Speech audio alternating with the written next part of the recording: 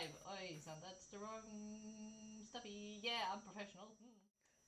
There we go. That's where we have the ponies and the pones and everything in between. Hi, everybody. I know there's not many yet because I have not spammed all the Discord servers yet. But I have also. I am a mess today, that's great. But we have with us, for all people who are listening on YouTube at later, we have with us Forever Brony. Say hello. Hello, I'm Forever Free Brony. And we have our favorite Alicorn. Where? I don't see her. And we have da blue da boo dee ba boo doy. Hello, my name is BlueBrony. And there we go. Today, if you haven't already figured out from the boogaloo that's called the name of the chat, or the chat. Yeah, flott. Fantastic. We are talking about collabs. I will let the other people talk because I have no brain power. Yay. But question. What's the question? How shall we start? Well, we already had a good starting point before I hit the start button, because I should probably just start these stuff without telling people, because it usually starts very well when we're not live. Oh, somebody is saying the stream is very quiet. Ah, well, we need to fix that. Yeah. Hello, I'm talking just to set the levels. Talking We are setting the levels. La la la da da do. Do do do do do. Yeah, I Test cannot 1, 2, 3. sing to save my life. man. Very good. I just like to sing. Me too. I'm not good at it, but I don't like it. I mean, I like it, but I'm not good at it. Let me see. How we doing? Well, Do we sound better? I hope so. I put everybody on the full 200 levels. Do we Full not two. sound better? The volume has been doubled. The volume has been doubled. Okie Okay, I'm gonna assume we're okay. So, not a question, but a starting point. Yes. Collabs. First, How do they work? how do they work? Well, the first thing is scheduling a time to work with your collab partners, like we struggled to do for the past few months. No. Yeah, literally took us like 4 months to get this interview going.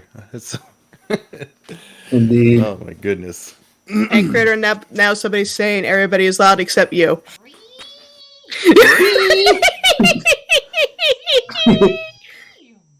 Alright. Alrighty. Yeah, you guys are fine. You can keep talking. I can fix it. Okay. So Yeah. specifically, the do's and don'ts of collabs when you're working in a collaboration with somebody, it's really important to like the first of all, to understand what they do and what they can and won't do as a collaborator. They don't even have to be like a musician. They could just be like a voice actor or perhaps a writer of some kind.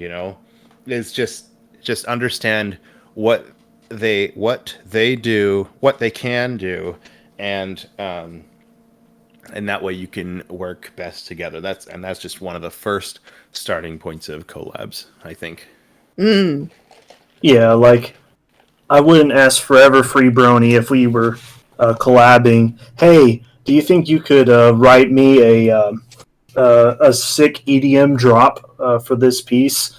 I would not do that. I certainly wouldn't rap either. I can't rap to save my life, and I don't think I would particularly enjoy it either. Yeah. Knowing who you're going to collab with is very important. What are their do's and not just their do's and don'ts, but know what they are capable of and what they're comfortable with. For instance, I'm considered technically a Brony analysis.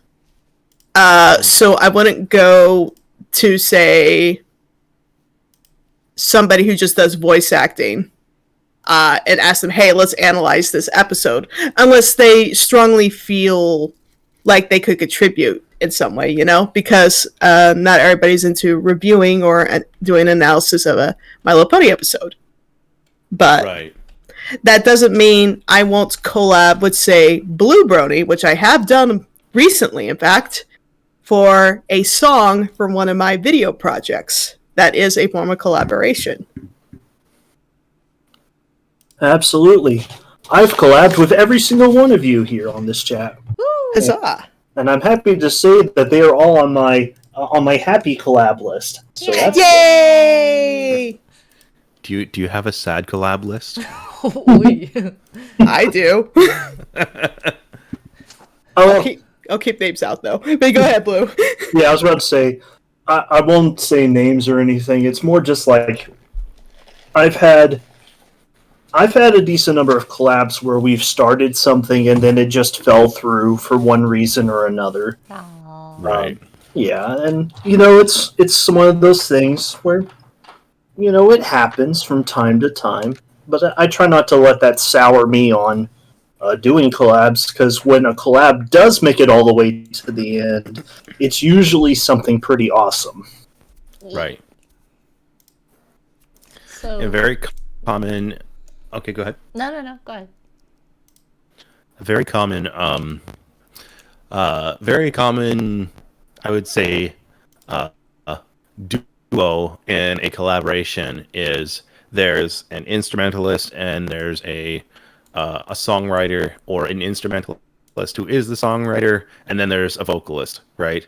One of them is typically the songwriter, and what happens often in my case is that, especially for ponies that Dawn releases, people will approach me and ask me to write lyrics for their instrumental that they've created, and that's completely fine, and I do it all the time. The one thing that kind of frustrates me when it comes to do's and don'ts is when the instrumentalist is asking me to write lyrics, and they're pretty open to what the theme could be, and then they say, but I want to keep it this title. Like, it kind of frustrates me, because that then limits my freedom it limits the options in the lyrics. It means they have a working theme, but like they want it to be so specific to that title, and that makes writing lyrics for that specific topic a little bit more difficult. Like, if you're totally hard set on a title, that can be very, very frustrating. So if you're working with a lyricist if you're working with a lyricist at all, just be open-minded, and you create the instrumental, of course, but just be open-minded to perhaps being okay with changing the title based on what that lyricist will write. Yeah, So- like you're okay with a theme or a general idea, Right. But a locked name for the song will kind of kill the creative juices. Yeah, exactly. It can fuel them occasionally, but honestly, the theme more than anything will do that. And coming up with a title after that, after writing the lyrics, is a much more positive experience, because then people can really people can really connect the songs and connect the song with the title, and they'll remember, oh yeah, this song is obviously called this, because it has it in the lyrics, or the running theme is heavily based around it. Oh, I read about Yeah. that. That's called the lyrical hook, or the name hook. Exactly. I've done research. Hey, Forever Free, you're sounding pretty crackly right now. I didn't want to I'm say sorry. anything. My thing does that. I don't know how to fix it. I've tried multiple different settings Gotcha. and multiple different things, and I don't know. We have a bad day. I'm gonna try and turn on and off some buttons, so we'll see. Yep. Okay. Thank you. Also, we have a mad day. Ooh! Have we got a Maddie? We got the mad day. Yes, we got a Maddie! Anyway. Oh me, oh my. Yes. It's like, ooh, I spot the shiny one. Keeping names out, I've had really bad collab experiences in the beginning of my collab career. When I finally figured out the do's and don'ts in the beginning, I realized one of the best things to do when looking for a collab partner or partners is to do something with somebody who's more like maybe you feel on your comfort levels, somebody who's just starting out or is in the same position as you are. I mean, this is just me personally. Take it with a grain of salt, because this doesn't always mean the same thing for everybody else. I just found that I was more comfortable with working with people who were more on the same level as me, who were just starting out, who wanted to get to know me and make friends. Because at the time when I first started doing this, I wanted to make friends too. And this is a great way to make friends. Talk to somebody, make a video and collab about our thoughts about the episode, whether they liked it or not. I was good with that. But what I quickly learned from these bad experiences was balance the workload. Oh my goodness. Because I immediately realized I was taken advantage of. After a couple of collabs where I quite literally did everything, even all the script writing, all the audio work. I'm not even that great of an audio editor, but I was expected to work on the audio as well, even the vector work and the video editing. On one hand, I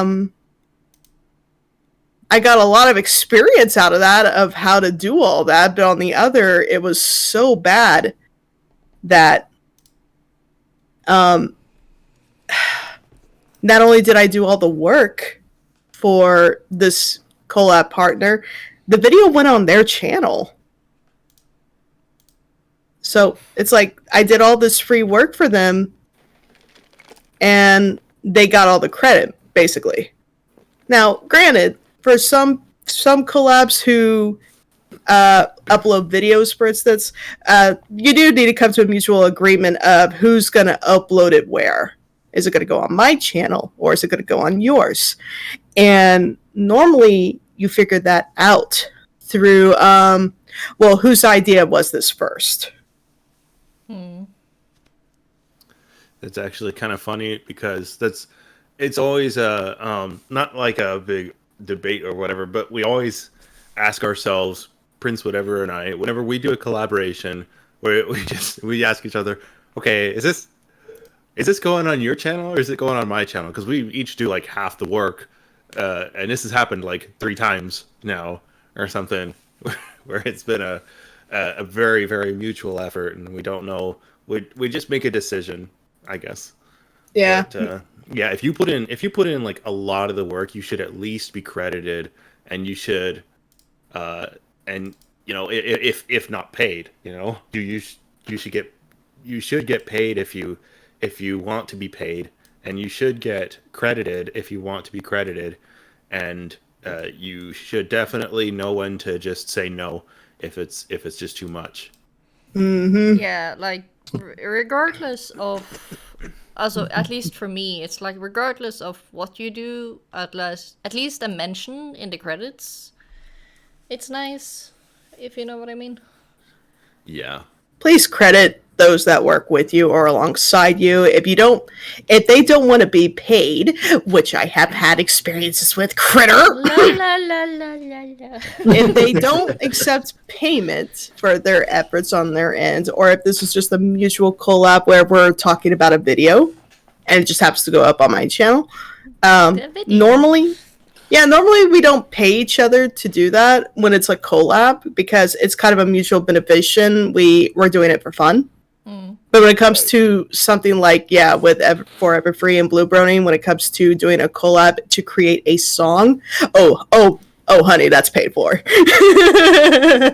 Because this is a product at this point, not a fun video collab. This is a collaboration, but it's a product at the same time. I mean, we do. A lot of us do try to make a little bit of a, a little bit of income Thank you so much just for from making Brony music. following. It's personally my career, so I used to do commissions, but either way, I charge for my music. Yeah. Yeah, and you should always charge your worth if you're taking charge. Like, I've seen some people overcharging or undercharging, and it can really hurt the person. So finding a right balance is always important. I'm not very good at it because shenanigans, but most of you guys are, at least as far as I know, at least have a good pricing on your time and quality. Mm-hmm. So that's the thing. Like, if you take a side quest from the collabs, how do you know what's the right pricing for your commissions? Whether it's music, sound editing, visual editing, drawing, art. For me, it really does have to vary. Well, okay. It will vary with everybody. There's just no questioning that, because every artist, whether it be a visual editor, an animator, an artist, a singer, music writer, music creator, instrumentals, you name it, voice actor, story writer, all those, pay everybody. You gotta pay everybody. It is going to vary no matter what, because self-worth can't really be defined in my book anyway. You have to know your own self-worth. For the longest time, like in the beginning, I did not want to be paid for, say, TF2 editing, for Dr. Wolf's TF2 Analysis Anarchy, because in my mind, this was a big fun collab, and I'm making friends and I'm having fun. That's payment enough. But then the series got bigger and bigger, and Doc insisted that I get paid, and I refused. I fought the man. I fought him tooth and nail. But then he found a loophole. Oh no. He found the evil, dastardly loophole. I feel like I need a stern Dr. Wolf in the corner, but I don't have that Victor. Basically, he paid one of our other visual editors, and since they got paid, that meant I had to get paid too, because it was only fair. I couldn't argue with him after that. It was infuriating. But point is, I don't really like to talk about my prices or whatnot, but I could tell you that I have yet to be hired outside of, say, the TF2 Analysis Anarchy for visual editing commissions these days, because normally when I collab with somebody, it's because I want to, or a friend has asked to collab with me and asked me to do the visual edits while they do the audio editing, and that's a mutual balance of workload, so I don't feel the need to be paid for. But let's say, actually, Chris, technically, you did hire me for a visual editing project. I just recalled. Refresh. It was the without going into too much details due to personal reasons. It was for Holland PonyCon. Oh yeah. Sadly, I had very little in the management of that, so technically it was the other person who did that. Yeah. So I don't know what that person paid you or anything. Yeah, it's okay. I was paid for that because I was not technically involved in this video announcement, because it was an announcement for a convention. Yeah. It involved me creating the vectors, the effects, the backgrounds, and basically making everything move or match up with the audio that y'all provided for me. And I basically charged a certain amount per minute. But that's just me. And I'm sorry, I took over the conversation. Go ahead, guys. No, it's all good. And you brought up some really good points, actually. Yeah. So I'll speak a little bit more on commissions and stuff of that nature, because I do commissions, but I don't advertise it too much because I'm actually pretty busy just doing non-commission stuff, and this isn't my career. It is a committed hobby, side gig. Yeah. But I would one day like to potentially turn it into a career. But for now, kind of the way it started, way back when I was a baby Brony musician, yeah, back in like 2017, 2018, you know, I wasn't really known in the fandom, and I was just getting used to making music through the computer. And so, like, starting out, I wanted to try and build my skills. So at first, I didn't even charge money. What I did was I was on like MLP forums, if y'all remember that. I used to be on that. It was a long time ago, but A long time ago, yeah. I used to post music on there, but they had like a trades page or something like that, and so I put a post that say, "Hey, I'll make you a little like 1.5 minute song if you draw my OC, just something like that, a nice fun little trade like that." And I actually got a couple of people who did make some drawings for me, and I ended up making little songs for them. Then from there, I started getting on Ponies at Dawn more, and that kind of elevated my maybe a little bit more known within the fandom community. And then I started getting involved in the live music scene. Ooh. Yeah, and so from there, it's like, okay, I gained a little more confidence in my skills and my ability to do stuff. And so I started very gingerly setting some prices for commissions. And I got my first few commissions outside of the Brony community just from some friends of mine. There were a couple who were putting together like a tabletop RPG campaign thing, and they wanted me to make like a little theme song for them. Yeah. And so I think I charged like $30 for a little like 30-second thing. And they were really pleased with that, and that got me excited for it. And then I started diving more and more into commissioning music and what is that all about. And I reached out to other musicians and composers within the community and asked them, "Hey, what's all what do you charge?" And just being kind of a little vulnerable, a little candid. And I'm thankful that the other members of the community that I reached out to were very forthright. That's one reason why I like to stick around this community is, everybody's real friendly. In that and so I kind of learned some principles, such as, if you're nervous about charging too much, just look at what your peers are charging and use that as a guide. And then from there, if you want to slowly build up, you can, say, for instance, raise the price every time a new commission comes up. And so that's basically what I've been slowly doing, as I've been slowly raising my prices. And so just now, recently, I've been setting my pricing on a per minute of finished audio basis. So if you commission me, right now that price is sitting at $60 a minute. And I know there are composers out there who charge, upwards of $100. Professional composers will charge anywhere from $100 to $500 per minute, and then it gets all crazy from there. But I'm not aiming for that kind of crowd. I'm aiming for fellow bronies and things of that nature. Yee.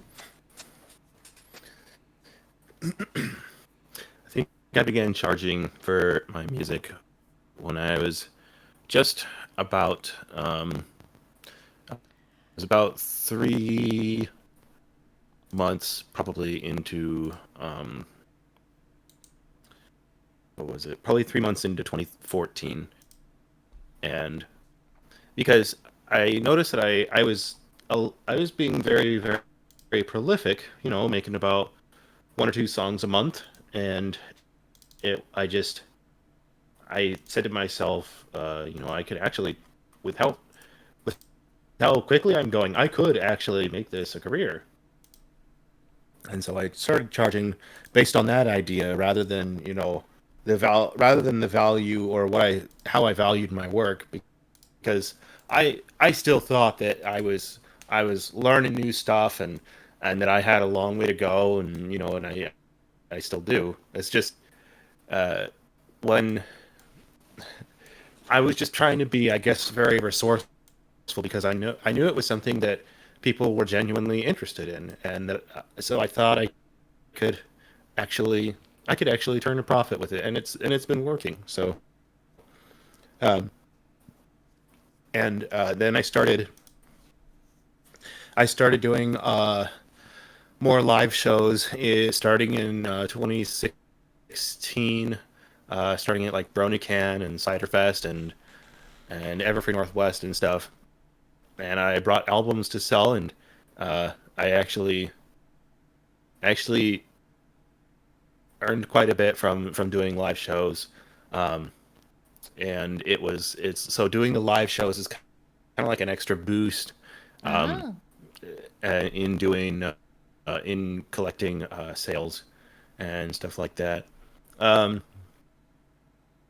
but yeah, I don't know. I just figured I'd add on, since we're all also talking about like you know, what whether or not you feel like you should charge, or like when to know, knowing when it's, I don't know. You, No. you get it. Yeah. When Like it's a good time, when it's not. Yeah. Uh-huh. Also, how much to like what you've been through and how you got here, so people know a little bit more of like your experience. Also, we have today's sponsor, which is Sponsor Box from Final Site. Thank you, Final. Very The the one thing you usually should not pay people in is exposure, but sometimes that's the only thing you can pay them back in. So shenanigans. It's infuriating when people insist on being paid with exposure just because they happen to like you or they're a fan. And yes, I've had that problem before. The reason It's why even I don't like it is not only is it because the person is, in my opinion, not respecting themselves or not, seeing the bigger picture that, hey, you're not below me, you're my equal. I view all my collab partners as equals. Everybody's an equal. So See, that's the sad part of it. And now the infuriating part of it is when the other person insists that the creator gets paid in exposure. Oh no. And so that is the infuriating part. When you say that you don't, when like you are going to work with somebody and you're hoping to get paid, and then you ask, how are we going to settle payment? And they say, I pay through exposure, because they say, like, they think that they have like enough influence to actually get you more followers or whatever. I mean, and even if they do, it doesn't give you a ton more followers, unless it turns out to be some huge big project. And even still, if you want to be paid, you should be paid. Yeah. Not with exposure. a following doesn't pay the bills in the long run, though. Even if it does boost Right. your sub count, that doesn't mean your payment income goes up. Right. Oh goodness Right. gracious, yeah. No, Yeah. YouTube. Yeah. So let's Yes. roll this back to. Well, we're already back on collab part, but Yeah. what is the biggest, or do you have an experience where you learned something that was a big no-no when it came to collab? Either something someone did to you, or that you unpurposely did to someone else. Ooh, Yes, ooh, ooh. actually. Yes, yes, yes. Can I? Yes, go ahead, go ahead. Okay, so this is actually a big no-no that I did, and so this is back in the early days. Kind of early, 2014. I was just getting ready to go on my mission, right? So I was going to be gone for 2 years, which means I have like very limited internet connection, and the only people I could talk to were family and stuff like that. And so I was pumping out songs like popcorn. Yeah. And I was trying to get them all done before I left. And there was this one song that I needed to finish for my album Pink Side of the Moon. Aw. And like the collaborator that I was working with, I said, "Hey, so I really need to do this." And then they were being kind of lazy about it, but also I was very new and did not know how to communicate properly. And so like at some point somebody else asked me if they wanted to if I wanted them to go pester this person, and like that was a big no because they flipped out at me afterwards and were just like that was a total total jerk move to do. You don't. It was basically they got called out during like a Skype call. Yeah, Skype back in the day, and and so they messaged me about it and said, "Hey, after this, we're never working together again." I was like, "Oh, shoot!" So yeah, that was the big no that I did. Do not call people out. I mean, it's pretty obvious, but it's one of the things that I did that you should never do. Don't pester your collaborators. You got to be patient with them, because most of them don't do this for a living. So yeah. Also, it's one thing if you have scheduled time-ish. Like, this needs to be done before, like, say you're in February and you need it done by October. Right. And they're not done in October, then it's like, hello? Yeah. It is good to set a time frame, but even still, the friendship and the friendship and potential collaborations for future projects are far more important than your content. So. Mm-hmm. Yep. Bliss, you had a story? You sounded very excited. When I first started out, apparently this was considered a no in the analysis community. I wanted to collab with somebody who was laid back, quiet, probably not horribly intimidating, somebody who had a soft voice and was willing to chat about new ideas. Dr. Wolf seems like a nice person. Oh. And I'm just this little. I'm okay. I'm gonna make it abundantly clear when I say that I felt like that I technically was a little nobody in my head.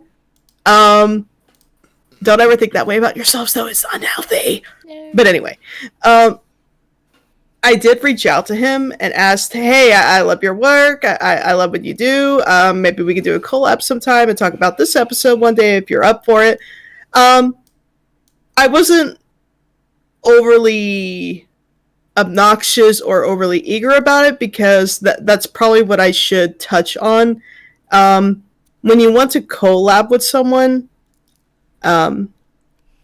be sure to know who you're getting involved with and whether or not you know them enough or they know you enough that there could be a reasonable compromise or middle ground for y'all to agree to a collab. Because during that, I did not know Dr. Wolf and he did not know me. I was just this random person online messaging him directly about, hey, let's do a collab. Because I do have a standard where I don't really collab with anybody unless I know who they are or they know me to some extent.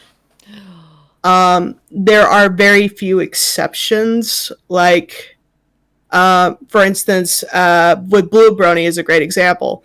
I had a situation with a project where a song needed to be a parody of a song, I should correct. A cover? A cover? A cover. Well, yeah, a cover song needed to be made for a large project I'm working on. Won't go into any more details than that. Spoilers! And the former musician that I hired, who I dearly do miss, ran into a bunch of issues despite the fact that I gave them 6 months worth of time to work on it. But they ended up backing out, which I realized put me in a very big pickle that Flittercriz knows all too well about, because I vented and stressed and had a few breakdowns here and there about what am I going to do? I don't have a song for this. But Critter and Delwilstonator said, talk to BlueBrony. Let's see if he'd be willing to help you out. Now, up until recently, I did not know who BlueBrony was. I am very, very bad at reaching out to talented people. The voice actors and musicians, I am actually very intimidated by, because, in my opinion, they are the far more talented of the Brony community. And Says despite... the one who can draw magic and make it move. Shush! Shush! You make everything pretty. Some people full-blown animate. Traditional style. Yes. I don't always do that. Not always, but you still do. Shooby-doo. Anyway, getting to the point. I did not know who BlueBrony was, but Flittercriz and Delwilstonator have worked with him before. And they gave me basically his portfolio, which is his YouTube channel, so I could give his music a listen. And because Will has worked with you before, Blue, he told me what you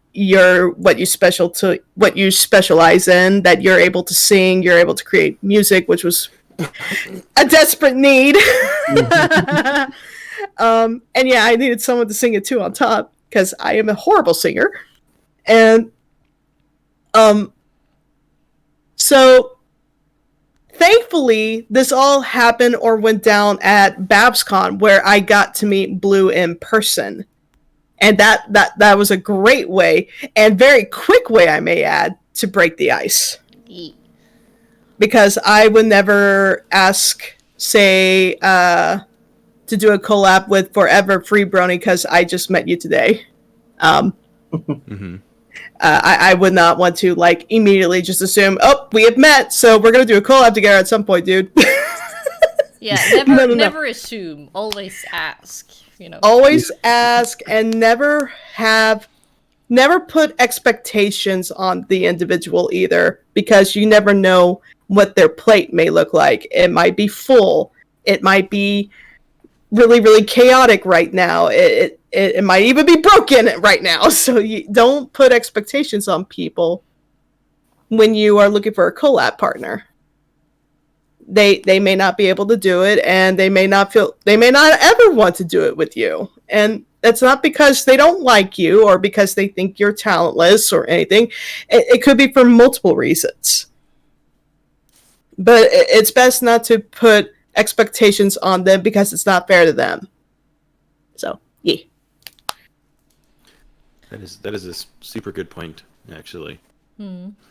It's best to break the ice, by getting to know the person, and it really does help if you actually if you meet them in person at some point. Is this another way to say go to cons? No. Yeah, no. I mean, honestly, I could say yes to that. I actually first met and heard of BlueBrony through conventions. So. It's just too bad I'm on the wrong side of the globe. All right. Pat. Yeah. You don't have to meet people at conventions though to break the ice. Again, if I really wanted to break the ice with Forever Free Brony, this is hypothetical, by the way. Hypothetically, you could go onto a show where there's a live stream. Hypothetically speaking. Hypothetically, right? This would likely for a way for me to break the ice with people actually is to invite them on a project, because I do want to get to know them and I do want to work with them because I love their work. So normally what I do is, hey, I am doing this large project. I've seen what you can do. I love what you do. Would you be interested in it? And let's say I was asking Forever Free Brony. and this is what I would say I would need from him. This is what it's going to be for, and I would be happy to give you direction. And of course, would you like to be paid for this? Or what would be the collab agreement of transaction? Would there be a transaction or a trade or a payment? Either way. And then from there, it's up to him of whether or not he would accept the collab. Right.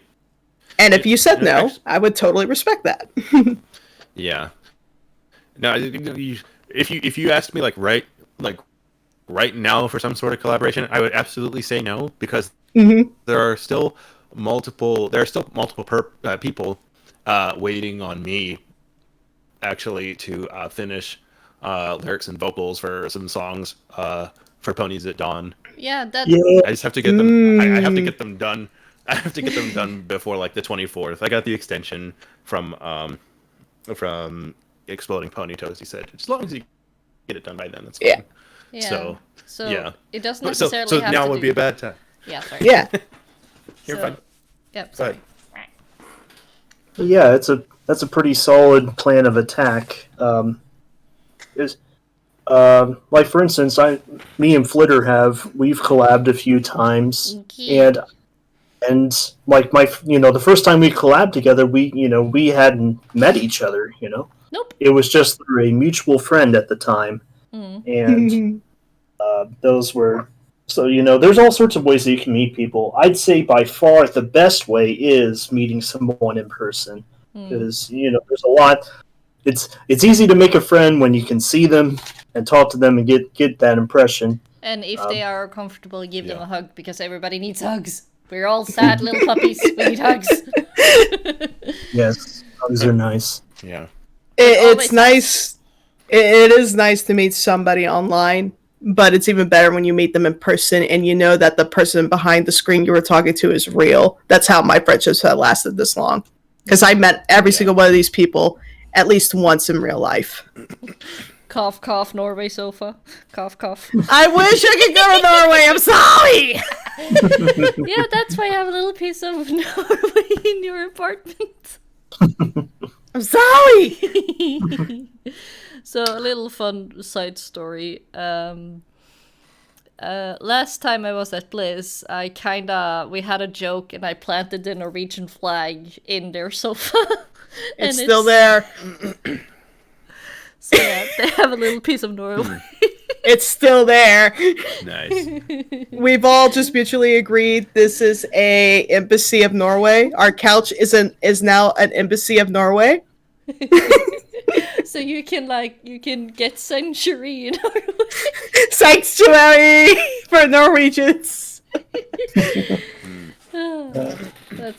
That's fun shenanigans when you actually meet up with friends and get a good connection there. Yeah. I just thought of another good point when it comes to collaborations. If I guess especially in the situations where it's like it's a collaborative effort and you both benefit from it, whether or not either of you is getting paid. One important thing to do is make sure that your collaborator is also satisfied with the product. Is all that they're you show them works in progress. You show them how it's going. If like you're the one kind of mainly constructing it, for example, if you're mixing it and you're like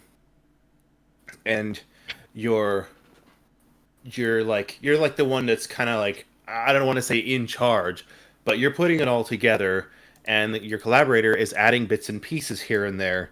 It's good to show them works in progress so that they can see how it's going, and that way they can make critiques and changes if they would like to, and you can talk about that before either of you is kind of like settled on a final, and this actually is very, very important, specifically to musical collaborations, because sometimes there'll be little things that your collaborator doesn't particularly like stylistically, if it's like a very very much a mutual effort and not like 80% versus 20% effort, and like so and it's something that often I kind of forget to do, just because like I get on a roll and I do things really really fast, and I got all day to do it, so I work on it all day, and then all day I kind of forget. I was like, oh hey, yeah, this is how it's turning out, and it's like almost done now. Sorry for not showing you earlier. but Whoops. but yeah, exactly. But so I have a bad habit of doing that, but I'm actually getting better at like showing them works in progress, saying this is the idea that I have. Here's partial of the lyrics. Here's partial of the the partial of the instrumental, whatever, and so yeah. But sometimes you'll have to make compromises as well, just because if you don't particularly like a thing that your collaborator is doing, perhaps it's okay to accept it the way it is, and just hope for the best, because they seem really really passionate about it, and it's good to kind of just trust them that people will like it, and that you'll be satisfied with it, and maybe you'll grow, what is it, you'll get used to it, or not get used to it, but you'll Grow accustomed? yeah, it's kind of like that. It's you'll warm up to it. There we go. Ah. Yeah, eventually you'll warm up to to it. So sometimes it's good to just trust your collaborator in that sense. Absolutely. I think, basically it boils down to communication is so important during a collaboration. Especially if you're doing it online, it's setting expectations, it's checking in with your collaborator to make sure that they like how things are going, or on the opposite side of it, checking in with your collaborator if it's been like a month and nothing's happened. Yes. Like, are you still alive? Hello? It's letting them know that, hey, I am here. I still care about this. I'm still with you. Do you have any questions? I'm here to help. Yeah. That is, you. Y'all have no idea how reassuring that is to hear from your collab partner. Yeah. Yeah. And I've been on both sides of the conversation of being the one wondering about my collaborator. Hey, what's going on? It's been a while. I haven't heard anything. And I've also been the collaborator who hasn't done anything for like a month and hasn't said anything because I've been distracted or busy or sick, But And again, so- that's life. That happens. Exactly. It happens, and so it's always good to, when you're going into a collab, just have an abundance of patience, and understanding, while at the same time, you don't want to be walked over, because eventually, if it comes a point where you're not getting anything from the collaborator, or they're shutting you out for whatever reason, or they're just not listening to you, then Yeah. it's no longer a beneficial relationship. Yeah, or Mhm. start ghosting.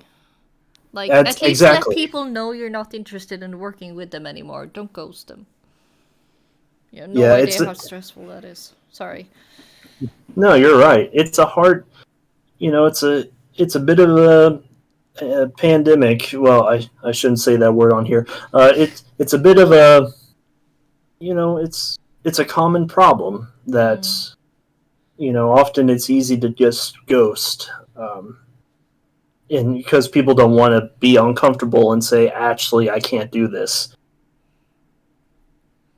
I could tell you though right now, to everybody who's listening, we would rather hear from you say, hey, I can't do this anymore, than to flat out ghost us. Because ghosting means we do not know. Ghosting means we don't know what's happening. ghosting means either something is horribly wrong, we lost contact with you, you lost contact with us, are you sick, are you hurt, did you run off with our payment? Like sometimes people will take a deposit and run. It happens.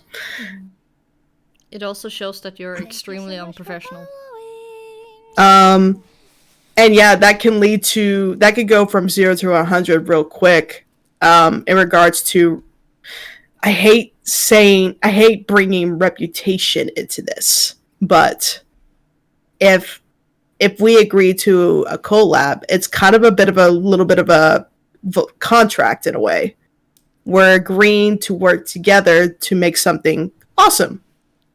And if you ghost on one of us and either run off with the money or just completely block us or just not say anything at all for months at a time, unfortunately, it's not unheard of for your collab partner to assume the worst and might even take it public just to get a response. And I horribly, horribly hate that, and I try to avoid it at all costs. Because that's, like Forever Free Brony said, that's calling somebody out. Yeah, when money's involved, it gets messy, for sure. It really, really does. I personally do not condone or encourage somebody to call people out for ghosting or erratic, inappropriate behavior. Because this is not high school. This is not drama club. I think we're a few years past that now. Yeah, I'm too old for this. I'm 37 years old. I am too old for it. Too dang old. Okay. What? We're grown-ups? No. Yeah. The gasp. It's almost like we are, darling. Yeah. No. Yeah. But I mean, I guess there is a time and a place for that sort of thing, but I try to avoid it at all costs. And the best way to avoid that from the get-go is to just don't ghost your collab partner. Just tell them, hey, I can't do this anymore for such and such reasons. It could be for all you. It could be for all we care. You just lost interest, or you don't care about it anymore. It's fine. Just tell us though, so we can move on and not dwell on it. Yeah. You might hurt feelings. You might make them angry. It's gonna happen, but it's better to know than to be ghosting, because ghosting's like negligence. Also, if you're afraid of hurting someone's feelings, then if you ghost somebody, then you will hurt them even more, as far as I know. But again... Oh, somebody thought I was in my 20s. That's so sweet. I wish, darling. I wish. Anyway, go ahead. When it comes to, contacting people for a collab, I have, what shall I say, a bittersweet story. It's a very short one. Go for it. You all know our dear pizza pony, Jasper. We adore him. He's amazing and very talented. Uncle Jasper. Uncle Jasper. This was the first time I was asking him for joining a chill and chat. And I was still very fresh to, like, how do I ask people to join for this? I can't ask people to join. Like, I can't have a middleman all the time. So I wasn't sure where to contact him. So I said, like, Twitter, but Twitter would kind of put them on the spot, so I don't want to make them feel pressured. I didn't have their email, and so I was in the same server, a few other work servers as him. So I was just DMing him on Discord. Yeah. Like, hey, I'm Flitter Chris. I do collab. I do streams. Do you want to join? And poor Joey panicked. Oh, poor Joe. Jasper, he panicked, and I don't remember who he went to talk to, but he like me. Oh no! Please tell. He went Please to tell. me. Oh no! Oh, Well, poor little one. Well, here's the thing. about that incident, if you don't mind me jumping Yeah. in a little bit. I'm asking you. Please tell your side. Yes, okay. The thing is that unfortunately a lot of us, I'm sure everybody here has had this experience for one reason or another where we've had somebody approach us that was extremely overeager or very aggressive about wanting to collab with us, and it made us very uncomfortable. So a lot of us do not like collabing with strangers. We're very nervous about it because, yeah, even I've had a incident where somebody threatened me if I didn't collab with them. What the heck? Now, in theory, like, I mean, a lot of the time it's just hot air, blowing hot air on the internet, the endless void of the internet. But when somebody goes out of their way to say some horrible things to you because you refuse to collab with them because you don't know who they are, and then they threaten you, they threaten your life, your family, your friends, it's scary. And highly inappropriate. Yeah.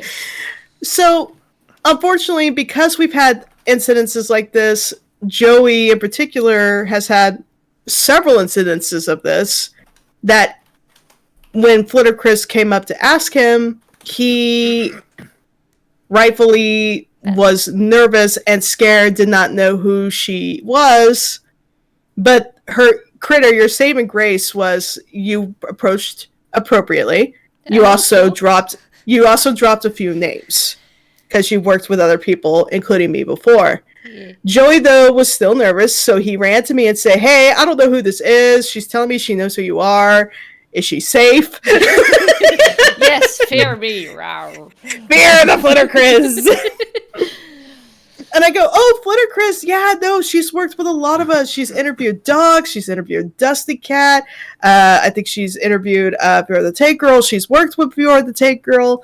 Oh yeah, she's totally fine. She just does a lot of these chill and chat streams where she hopes to invite people to come and just chat with her about a certain topic on a live stream.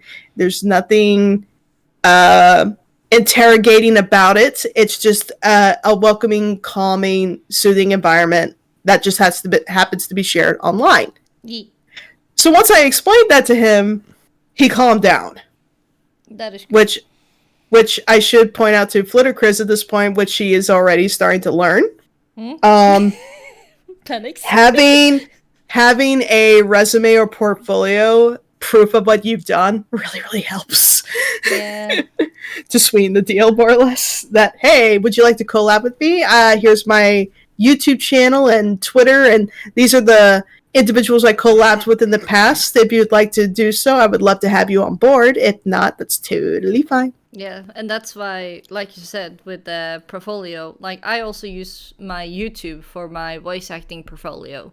So one very important thing is to try to keep that clean, as they say. Like, try to have only the work stuff on that one, and then have a personal YouTube for something else. If you're using YouTube. Yes. You know, it's really risky to try and collab with to accept collaborations from people who don't have any work to show.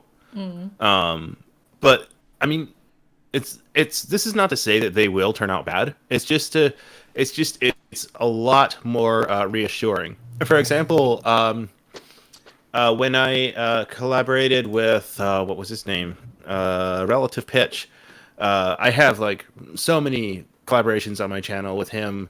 He's an incredible violinist, and I haven't collaborated with him for a good long time because doesn't connect that often. But when I did, he didn't really have much to show at the time except for like a couple little things, and so it was but even still they were hard to find. And so when he approached me, he said, "Hey, I'm a experienced violinist and would love to work with you. I don't have much to show, but I can play violin, and that's what I can do." And so, me being very inexperienced as a musician, I decided to, take him up on his offer, and it did lead to some of the greatest creations that I've ever made. Yee. And so it's sometimes can like I said, it doesn't necessarily mean that your collaborations will be bad. It just is. It is nice to know what you can expect from the person, from this potential collaborator, so that you can just like you you can work your project around what you know it will sound like. And after my first collaboration with him, which was for my song Emerald Eyes, I knew exactly after that point what to expect, because his playing was impeccable. It was absolutely phenomenal in every way. So yeah, so that was kind of a lucky shot for me, where I got to find somebody who was willing to lend their talents to me, even though they didn't really have anything to show for it. And now, because I did that, now they do have something to show for it, and they have a lot. I have probably 12 different songs with him on it, or something Oh like that. wow. That's amazing. Yeah. Feel free to drop. Um, uh, can you? Links? Yes. Yeah, I can do that. Thank Alright, you. Yay! Links. People might want to hear, and then it's nice to have the linky loo, because then people know exactly where to go. And if they are like me, then it's like, I don't know if I'm gonna find it, and then they start panicking, and then they drop it because Right. Yeah. Well, let's see here. um. And you want me to just do that in the chat? I think I have the safety stuff on, so just post it in the chill and chat text, and I will post it in the stuffy. Okay, here we go. That's the latest one. It has him in it, but it was from a previous recording. But this particular recording was actually I re-recorded almost everything except for his part. So Yeah. yeah, It's just to make it sound gooder. Yay. yeah. I'll post maybe 4 different things with him in it. Ooh. Nice. I'm yeah, like, ooh, there- piece of candy. Yeah. Sorry. Yeah, so that's a good put on. If you want to collab with somebody, if there's somebody in the fandom you look up to, and it's like, man, it would be so awesome if I could collab with this person.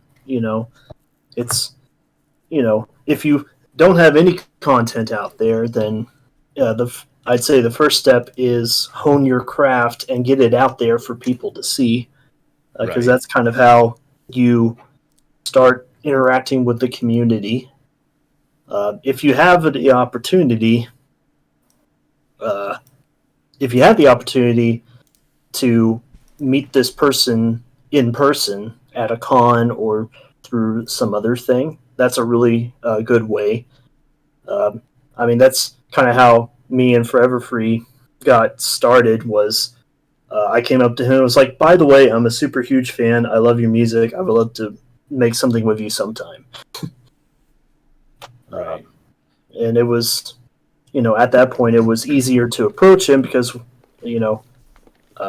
I had at least some stuff on the internet that he could go to, and like I was also performing on stage at that time. I was doing keys for Luck Rock set, which was a very opportunity that I'm forever grateful for. And then, just be as professional but as, polite as you can when you ask for a collab. And, understand that some people, that people can say no. Like either Forever just told us about, like, if somebody were to ask him for a collab right now, he would have to say no because he has so many others he needs to finish.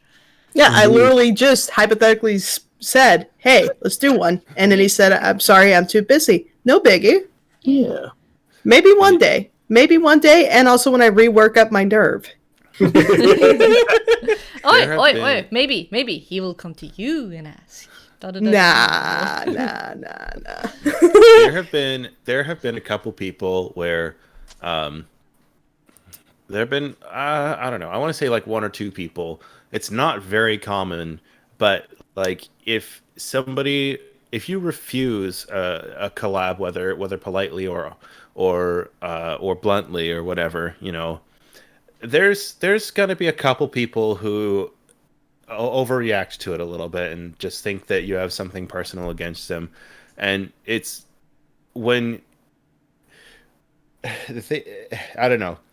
They become very unprofessional at that point sometimes, and they just they can flip out. And I've had that happen to me where I refused a collaboration or whatever, and I just said no, I don't.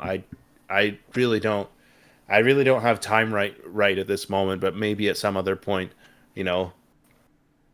And or just genuinely, I just said I don't think our styles would mix well together, or I just am not interested right now. And they would. There's like I said, there's been a couple people who are not going to be very very who will not take kindly to your refusal. Sorry, and it's just I'm not saying that they're in the right or anything. I'm just saying it's bound to happen probably once or twice to you if you do that. But still, don't let that fear stop you from trying, because on the flip side, collabs are, one of the reasons why I stick around in this fandom was getting to interact with so many cool people and do cool, and work on cool projects. Yeah. Yeah. Mm-hmm. Exactly. Yeah. And one thing also I would like to add is that, like, like I usually say, or have started to say when I do panels, is that when people ask me what I do, I say I make noises, and apparently people like it. And that is because that's basically all I do. So. What a coincidence. That's a strange way to say you sing. No, but that's the thing. Like, either I sing a little bit or I do voice acting, which is literally making noises. So if you sometimes feel like you don't have or you see that what you have to offer is maybe not necessarily something that people need, then I would highly recommend trying to picking up another skill. Like, it can be anything from drawing, visual, or sound editing. It can be try making music yourself. It can be what other things do we have programming. You have no idea how few programmers we have in this fandom and how much they are needed for like games or people who want to make interactive adventures. So Or background artists. yeah, that Background artists, prop artists. Those are, in my line of work anyway, where I normally would make all that by myself. However, if anybody keeps up with my channel, my videos have gone very,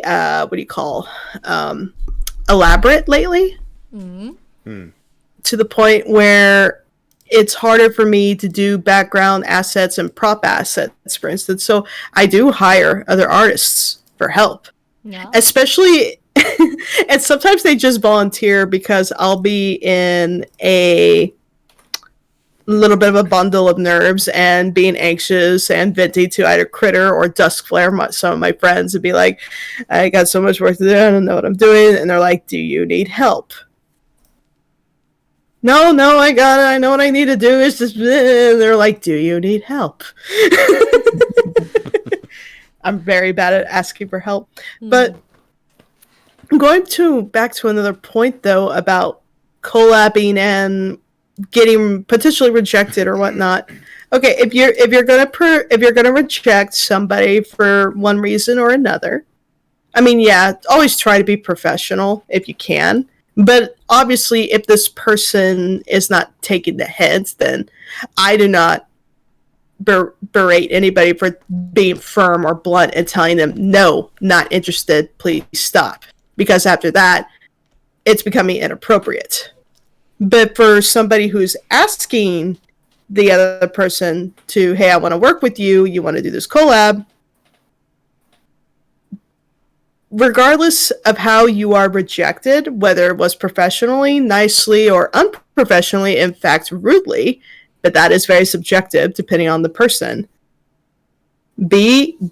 Just take a deep breath, accept it, and just move on.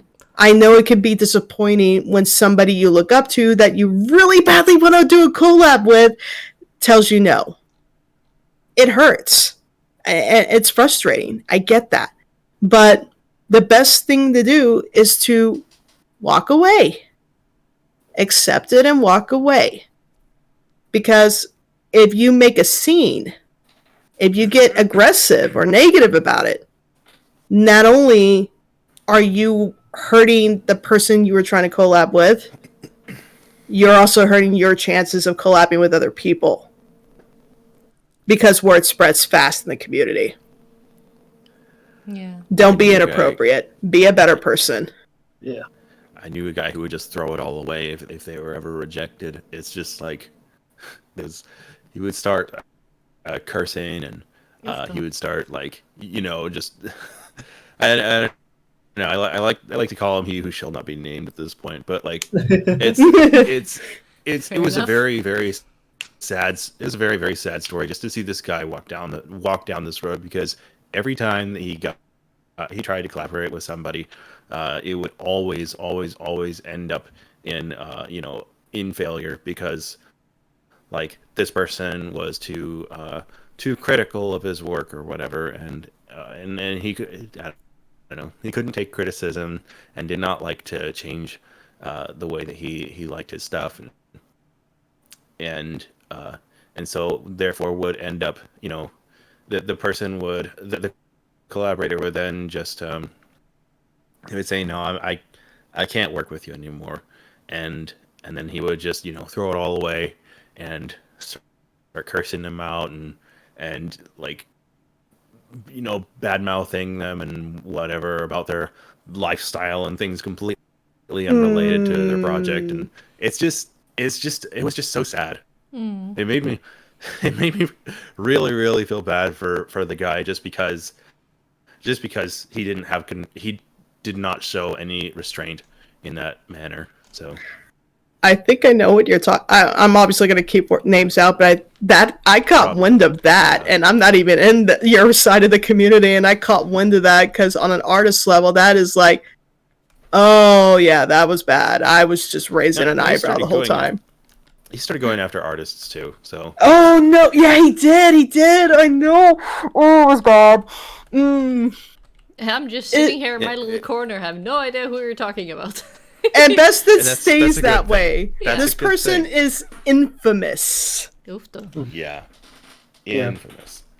Yeah. Anyways. Yeah. Just on another note. Yeah, go ahead. Yeah. Oh, okay. On another note, you should also be okay with boundaries that your collaborators set.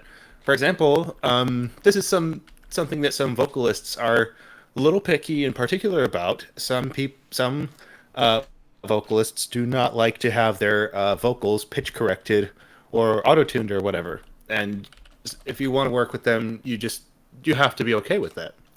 And either that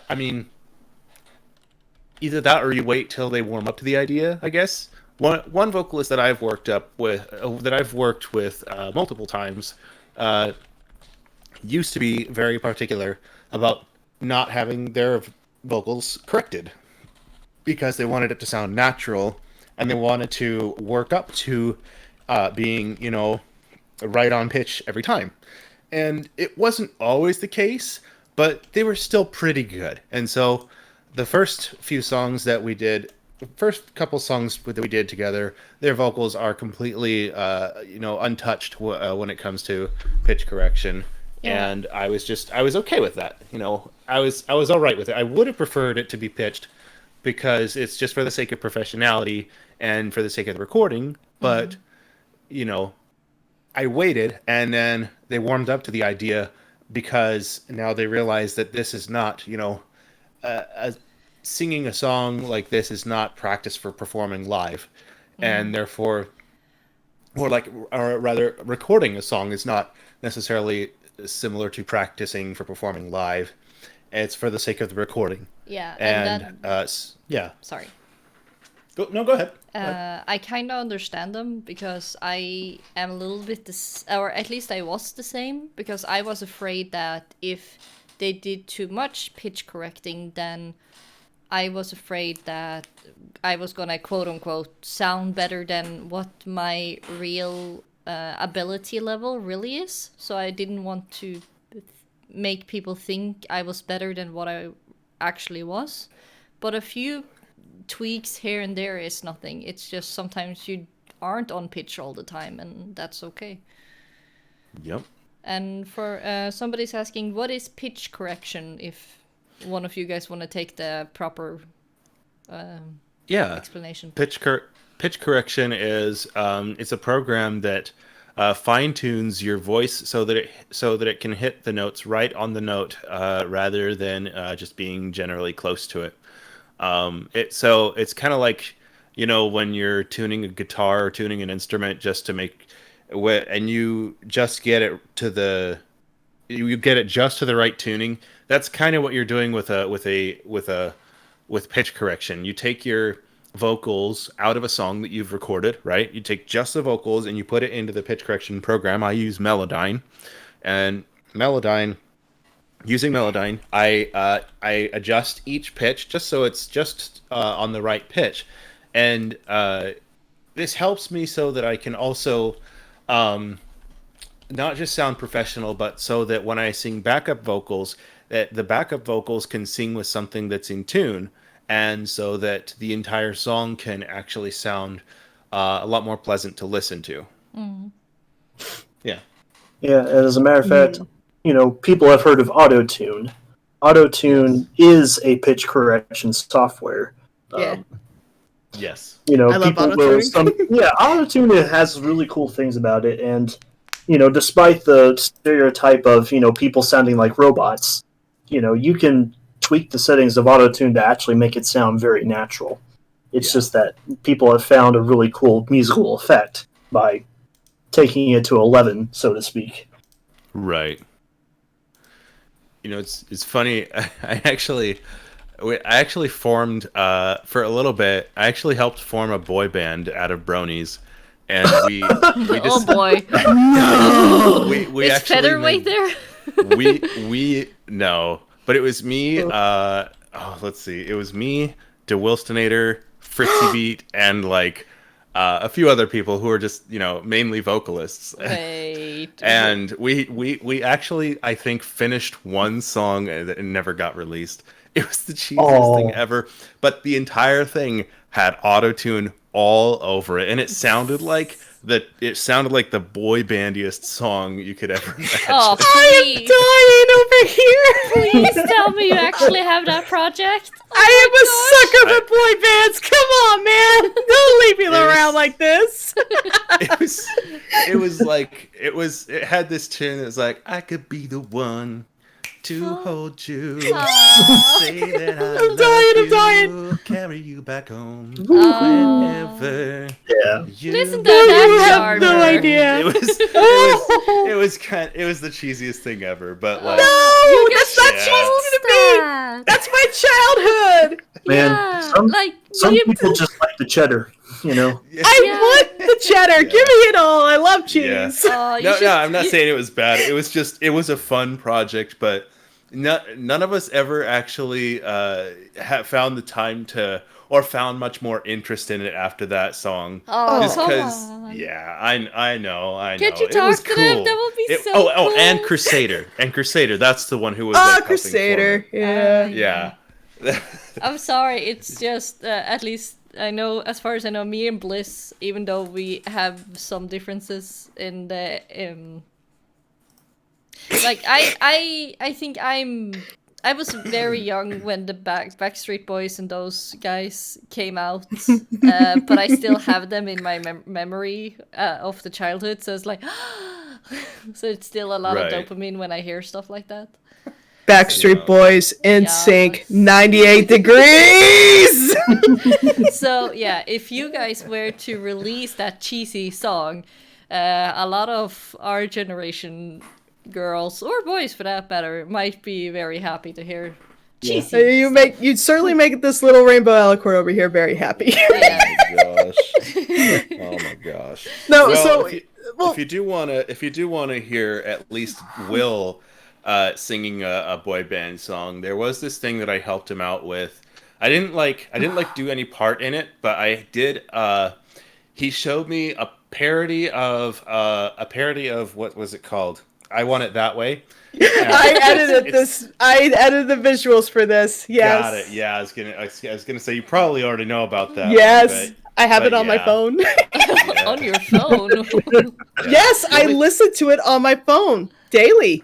Nice. The only thing that I did for that was I actually helped him locate the specific harmonies for the harmony parts so that he could follow them, and I sang them on my own just for him to follow, and then he followed them. Yeah, no, in I his need recording. I need the Brony Backstreet Boys. I need No, the Backstreet okay. Bronies. Can we Okay, have that? first off, fight me. That was my idea first. I vouch. I have the art piece to prove it. I have the art piece to prove it. Oh my goodness. Well, yeah. to be fair, again, I was in the Brony analysis community, so when I established my own Brony boy band, it consisted of Firebrand, Solar Flare, DeWilsonator, aka Thespio. Let's see. Oh, who else did I have? I said Firebrand. Okay. Golden Fox, and who's the other one? Come on. It's just I'm getting so curious about that song Everfree, so Yeah. I was like, I don't know if I have it. But originally, I I wasn't the organizer of it. It was Crusader. I was just originally praying and hoping I could convince all of those guys to hey, for a lip sync battle, will all 5 of you get on stage to perform? Everybody! Oh, man. Oh, that would be so Yeah. cool, and everybody dressed up like cheesy And then- Backstreet Boys clothing. And then to watch one of us girls suggested, okay, we're gonna need a girl version of that, right? I'm like, okay, Spice Girls, let's go. Oh, So yeah, you triggered some nostalgia for Everfree. yes. Yeah. I think just about every group that I've helped form in some way has fallen apart. Aw. It is that Aw. involving Brony musicians, but I've been a part of let's see. So as a part of that one, I was part of a band that didn't last very long. It was, almost everybody in the band is still very, very. It's pretty active in the fandom in some way. It was made up of myself, Meta Joker, Cyril the Wolf, and Whirlwind, and also Memj, who's dropped off the face of the planet now. And we did one song together, and it turned out pretty good. It was my song "By the Wind," and so that one is, it is available, but the group no longer we didn't feel like doing anything else, and we have one that's in the works with Blue and I, and we're trying to make this a thing because so far it's working out really, really well. We're all excited about this. It's a very, very new thing that no one in the fandom has really thought to do. Ooh. It's like an acapella. It's like an acapella group who does we could do other kinds of acapella too, but our current project is this Irish acapella thing. I can tell you why people haven't done it yet. Those are hard. Yeah. At least they look hard. That's impressive. Oh, that's so cool! I can't wait. It's coming along so well. I am excited now. Yeah, me Coming soon to a YouTube near you. This is just one big promotion. I know, right? I love it. I love it. No, I love this is so. Here's a positive about just getting back on track. I don't want to stop talking about this, but this is just a great way to lead back on track. It is such a positive thing. The do's of a collab, sharing ideas. Yeah, like Yes. sharing the Yes. love for the fandom, for the things you do, and just the pure dopamine rush you get when you're working and then you sit down and see the finished product. And it's like, It's literally what a collab stands for. It's coming together different individuals from either location or different perspectives, religions, countries, cultures, skills. perspectives, political skills, and just coming together to create something amazing and sharing ideas about it or in it. As you can tell, I'm already giddy. It's something that Prince Whatever and I do a lot, actually. Like we don't always like, we obviously have very different musical styles, but the one thing that we share in common very like a lot is that we love doing pony parodies of songs, as you could tell from both of our channels. No, I And would never. The idea and the ideas that we give each other are actually, they are like some of the coolest ideas that we've ever had. I'm not a big fan of like Blink-182, but when I heard I Miss You for like the first time, I think like last year or something, I was like, oh, I gotta do a pony parody of this. But who could sing the higher part, because I don't have that tone? Prince Whatever. Let's go. So I approached him and he was like, yeah, I could do that one. I don't even need to like listen to a vocal guide or anything, because he's heard like the song like a million times. So anyways, so there's that, and we're currently working on another one that's like I said, hey, do you want to do a parody of what is it called? Dang it. Do you want to do a parody of Mr. Blue Sky and call it Miss Pinkie Pie? Oh. And he was like, let's do it. So just like, we love bouncing ideas, especially about pony parodies, off of each other, and like working with each other to help them come to fruition. And it's just, sharing ideas is such a positive thing. I mean, even my wife does that like a lot, and it helps like really get the inspirational juices flowing. Like, just shooting ideas at people, even if they never come to fruition, is just such a positive experience. It's nice to know that I'm not the only one who wants to do parodies of songs that we love, because I used to think I am so cheap. I'm not coming up with my own music at all for BlueBrony or Critter to do. I just do parodies of songs that I grew up with that I really, really love, like Rainbow Bright or America's Chasing the Rainbows, stuff like that. I have an entire album full of pony parodies. Yeah, I feel so better. I feel better now. Yeah. Also, they are super fun, and like I sometimes rewrite songs, but I never do anything with them because I'm bad at stuff. I just like rewriting the lyrics. and that's what the power of collab is. If there's something that's like, man, it'd be so cool if this existed. Yeah. You know, sometimes it can work if you get enough people on a collab. Yeah, but it's like I am not aware of who I am allowed to ask, because I feel like I'm still stuck in the I don't know. Also, I don't say people are also they're different. Yeah, like you say, peers. I don't know exactly who my peers is because I don't do much. Well, when it comes to collabing, when you're collabing with someone, it's usually a mutual ground. There is no peer. But when it comes to, say, directing a project, like, for instance, again, sorry to use me again, like I am directing the large project, Chris, that you're aware of that I'm doing. I'm directing it, so technically I am your peer. Okay. But I am so incredibly laid back that if there are times where I just go running to you and I'm like, I can't do this right now. I need help. Do I act like a peer then? I think so, because that means you feel like you are on the same level enough that you can show me your vulnerability. Yeah. There's directing, and there's directing people on a project and then there's collabing with a project. There is a massive difference. Yeah, that's kind of what I'm wondering about, because if I went to Everfree and Everfree, yeah, I was about to say Everblue, but that's wrong. Why not? You're being spliced. Fusion. See, that's our newest band name, Everblue. Everblue. I love it. Everblue. Ooh, I still blue. No, that's their fusion. I will fuse them together. They are forever blue. Oh yeah, that would be cool. That would actually be cool if you do that for collabs. And it just Forever Oh Blue no! 30. No! It would also be sad. Why would It would also be sad. Why? Why would it be Because sad? Forever Blue. Oh.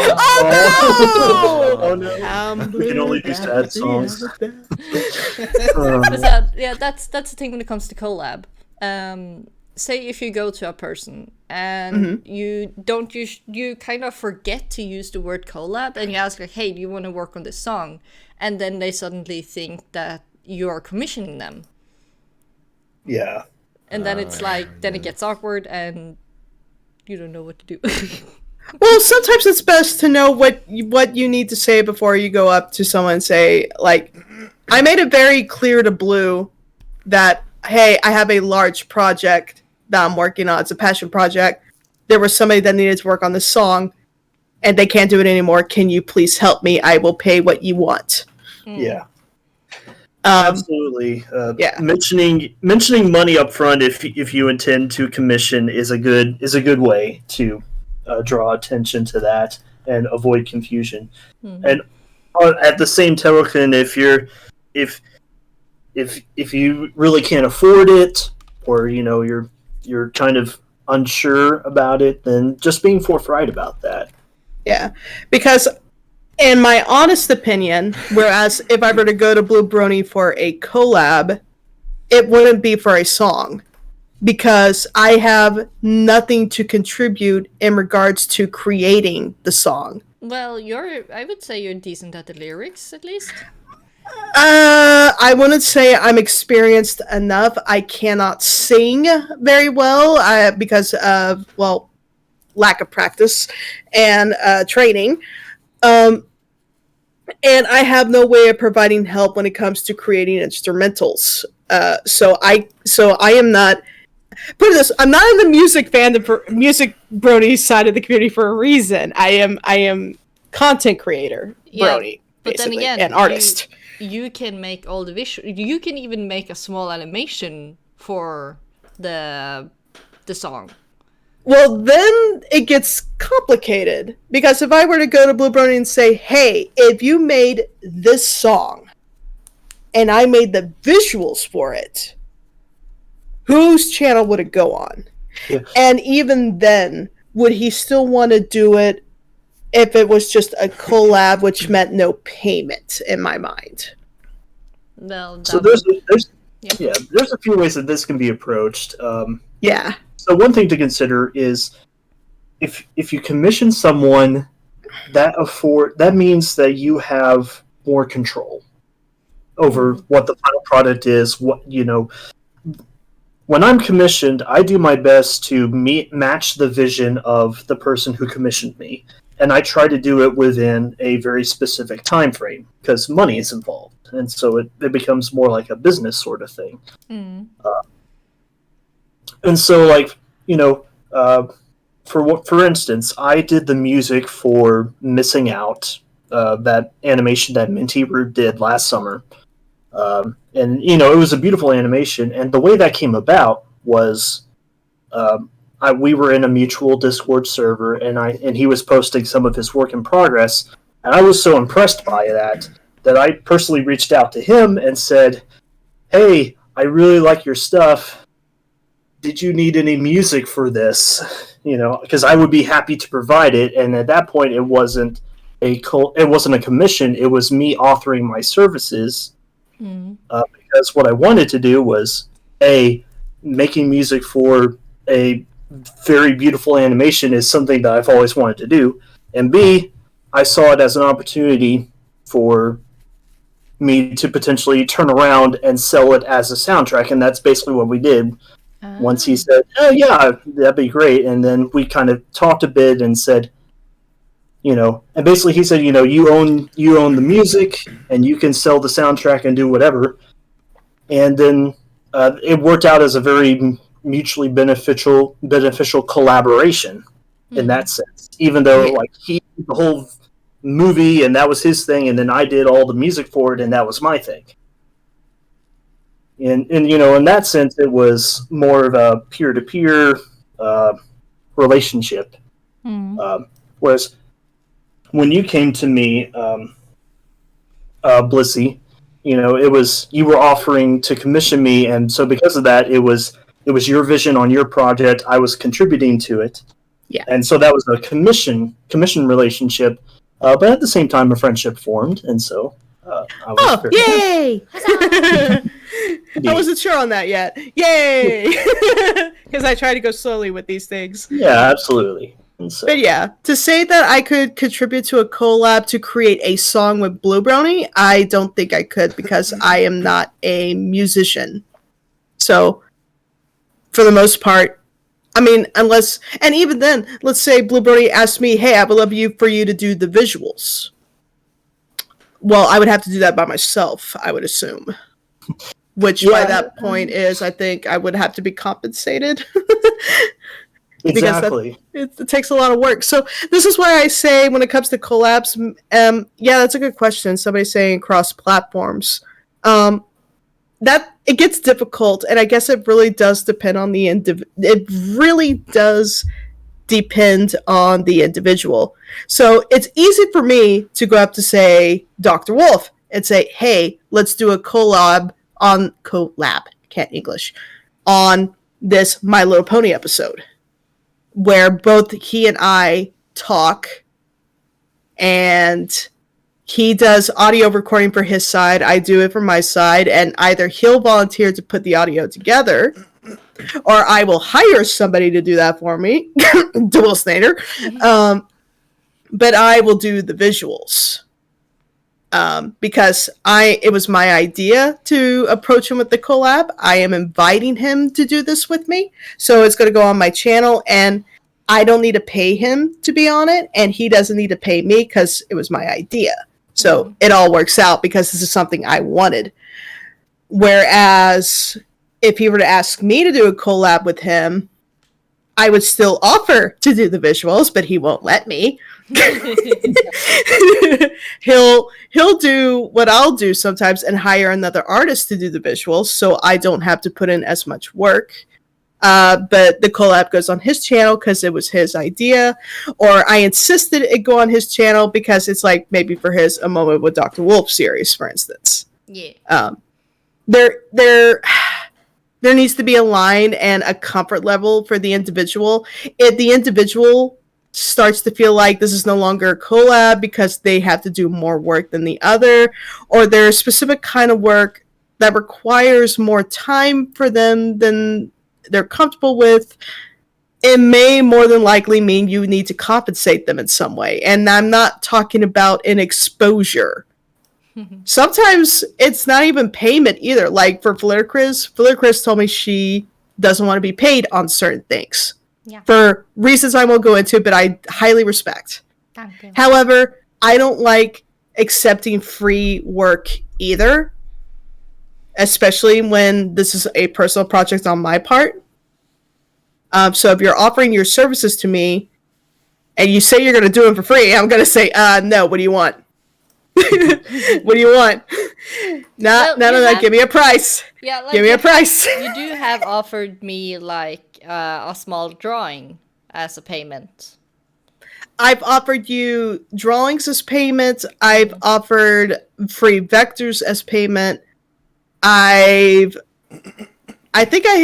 am not at liberty to say no to adding animations in the future because now I am more capable of doing such. Yeah, you're walking around. Yeah, I can do a walk cycle. Yeah, I can do a walk cycle. No walk cycle. Yeah, I'm gonna give you a little running cycle. I can do that. I can do it now. So that's still compensation though. It's trading. Yeah. Or like you did this service for me, I will do this service for you. Yeah, also But- just so people know, I love her walk cycles and flying cycles. It makes me all giddy and thank you. Ah. It's Yeah. but that's still by that point it's no longer a collab. It's a business transaction. Yeah. So Right. you have to. I guess my point is that when does it stop becoming a collab? It starts becoming a business transaction, and I guess it really does depend on each party. We Right. also have a question. Cavatina.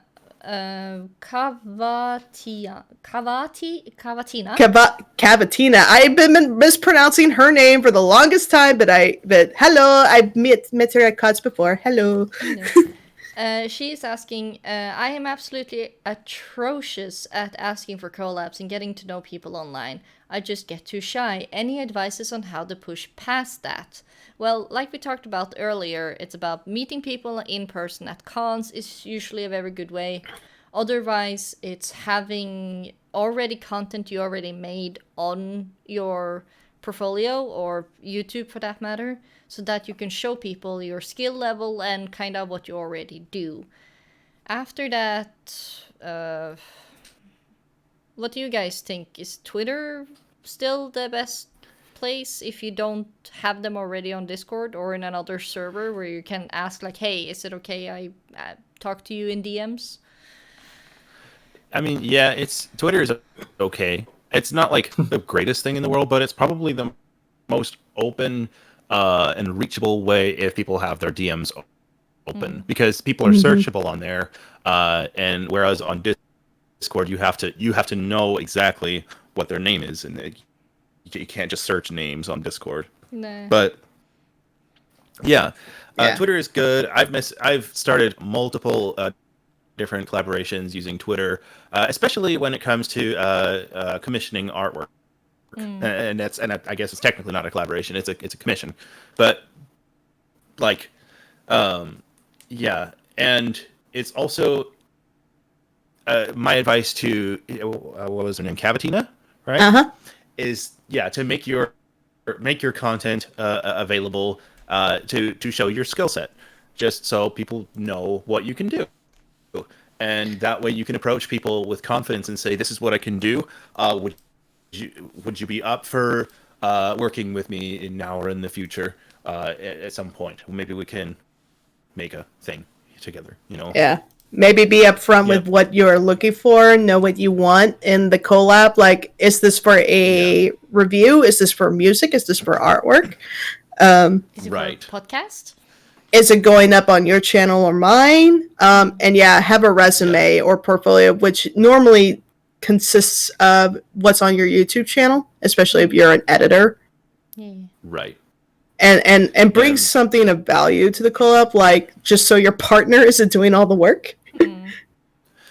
The tough thing about sometimes, knowing exactly what the tough part about not valuing your own talents is that sometimes sometimes you feel inadequate to approach people like that. But like, there are some people who don't have much to contribute, but still, contribute enough to make have an effect and to create something.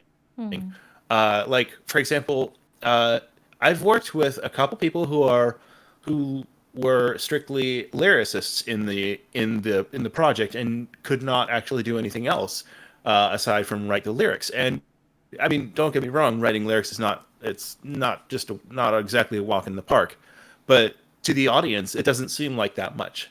And so, like in my song "Winterfall Over the Acres," I actually didn't write that one. It was written by Final Verse, which is why it says, featuring Final Verse and featuring Feather. I wrote the instrumental, and I what do you call it? Frick. Produced? I wrote the instrumental, and I refined the lyrics, and I kind of just I showed Feather how I was imagining the vocals to be, and and so that was how I contributed to this song. And I also sang it and played the instruments and stuff. But Final Verse was approached me with this song idea and said, hey, let's turn this into a thing, or a little more formally, and rather than just like demanding, but of course. But like, would you be interested in my song? Basically, and this is what I wrote. This is what I have. I said, sure. Can we change it up just a bit to accommodate for the sound that it's going for? Because I pictured an old Western kind of Southern rock feel towards it that sounded super depressing and dark. And he said, yeah, sure. So. And it was supposed to be kind of like emotional and longing and that kind of thing. So you just yeah. Don't be be confident in the talent that you have, even if it's just a little bit that you can contribute to a project.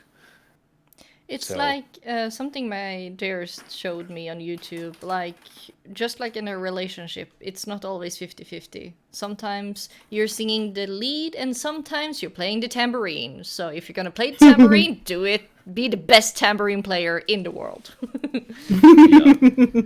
And one thing I want to say is that don't be so worried about if there is an audience for what you want to do. Do it because you want to put it out there, because you have fun making it, and then if people like it, then they will like it. Yeah. I've linked the song. Just FYI, the tambourine is very loud in that version of the recording. Yeah. I updated it later, I promise. We need more tambourines. Yeah, this is so old. Yeah.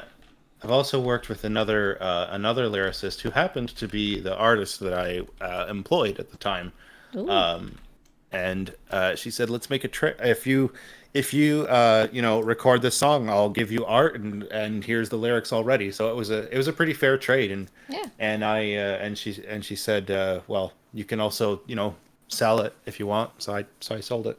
Yay! As long as you guys have an understanding and both agree, then that's all good. Like, for me, when I do collabs or work on projects, well, when I work on projects, I have no saying, but if I do collabs, I always say put it on the other person's YouTube, because right. For me, my YouTube is mainly for the voice acting profile, and now the chill and chats, because I didn't exactly know where to put all the chill and chats, and instead of putting it on all the different people's YouTubes, I just like, okay, let's just put them all on one place. So for me, at least, it's always the other person's what's it called? YouTube. Yeah. Brain fart. Right. Konkori Yugamin, sorry if I mispronounced your name. Would that also mean you shouldn't upsell yourself for a collab, like exaggeration of your skills to get a collaboration? Well, no, you should never exaggerate your abilities and lie. Like, that's lying. And and like we said before, if you show your portfolio, which could be your DeviantArt or Twitter or Twitch, or in this case YouTube channel, which is what I would use to display what I do or what I can do, I let my work speak for itself. I will state that, yes, I have worked with this person, I have worked with that person, I've been hired on this project. I am most well known for, say, my Magic Lesson series. But no, I do not exaggerate my skills. Like, if somebody were to tell me that I can do a fully flushed out animation that's just as good as Stormy, who does like the 2D live action pony stuff, no, I can't do that. If somebody were to ask me, well, can you do a fully 2D traditional style for a 6-minute video? No, I do not feel confident enough to do that. am I confident enough to do a fully fleshed out 22 to a 35-minute video in my style with what I currently am capable of doing? Yes. Feel free to check out my YouTube channel. You will see it there. But no, I'm not going to overhype and say I'm as good as, say, Minty Root, for instance. He's very talented. I am nowhere near that skill level. Not yet. Probably never likely, because I don't work with puppet animation that as much as he does. I am more educated and traditional. Yeah, that's true. My bad. No, you're good. You're good. Yeah, I can see the person saying that they've had experiences with people who over-exaggerated their skills. Well, I'm sorry to hear that, dude. It's unfortunate because that hurts them, too, not just the person they're trying to convince. Yeah, it's usually a bad sign if somebody is... Well, if somebody is very proud... Well, I have to... Because, like, there's a difference between confidence and boasting. Yeah. Or even, exaggerating. Overselling? Exactly, because it's usually, it's a bit of a red flag. Like, if you can see that what they're saying doesn't match with what you see, then that's usually a sign, do I really want to work with that person? Yeah, it kind of... Yeah, sorry. Yeah, so Maximus is saying, so do you mean by, like, over-exaggerating their skills? So what do you mean by over-exaggerating their skills? Oh, well, I am so good at creating new music ideas, I am just as good as Forever Brony. There you have one example. Or like, yeah, sure, I can draw a cat in My Little Pony style. I can totally make music and instrumentals. I could totally play the guitar, guys. So there was one time when, after Missing Out came out, and I got a Twitter DM from a creator I did not know at all. And they were saying, hi there, I saw your work on Missing Out and I was interested. Would you like to work on my project, my animated project? And, and then like they gave me a link to their YouTube, and I checked out their YouTube, and the quality was, not bad for like a small fandom animation. And when I came back to them and said, I was like, okay, I see. And I was a little concerned because they were talking about how it was going to be a multi-episode series, and it was going to last for a really long time. It was going to blow up. And I was looking at it, and their videos had like less than 100 views, and it was the kind of animation where it's like, I mean, it's nice, but it's not the kind of, it doesn't look like something that would necessarily blow up. And so I got some red flags from that. Yeah. And then I decided, okay, well, what about, what's their budget? Because if you're talking about doing a multi-episode series, usually that's the kind of thing that involves money. Yeah. Yeah. And so I asked them, hey, what's your budget for this? And they said, there isn't really a budget. And at that point, I was like, okay, I don't think this is going to work out. I think that they're hoping to get some free work out of me for something that would take a lot of work if it happened at all. Yeah. Yeah, no. What? Also, so when it comes to... it. Oh, sorry. Yeah, I just want to say, so I did reject it. Yeah. Yeah. When it comes to, like, a video blow up, like, I hear for a standard YouTube channel, like, let's say you have 10,000 views, or no, sorry, 10,000 subscribers. A good blow up for a video for, say, that channel would be that their video got maybe half that in views or more. That's considered good. Now, a blow up is, I think by YouTube standards, is 1 million views. That's like a nuclear explosion blow up on a video if it received that many views. I don't by any standard for myself anyway. Then again, I'm being very humble, or I am ignorant to how well known I am. But I say an average decent viewing for one of my videos is maybe let me see. Sometimes I'll be lucky to get 20,000 views in a week, maybe. And sometimes I'll get as many as over 100,000 views on some of my more popular videos, like the Brony Stamp on the Ground. Even though I don't see a penny of that from monetization, because that's not my song. I am sad now. Yeah, it's almost like you should maybe have some original music that is catchy. Yeah, I'm working on it. I'm working on it. Working on it. You know, I actually calculate my whether or not a video of mine or song of mine is gonna blow up based on how many views it gets in the first 24 hours. Ooh. And the first 24 hours typically for me is about 3,000 to 4,000 on average. But I can tell when it's going to be a pretty big song for me if it gets over about 5,000 in the first 24 hours.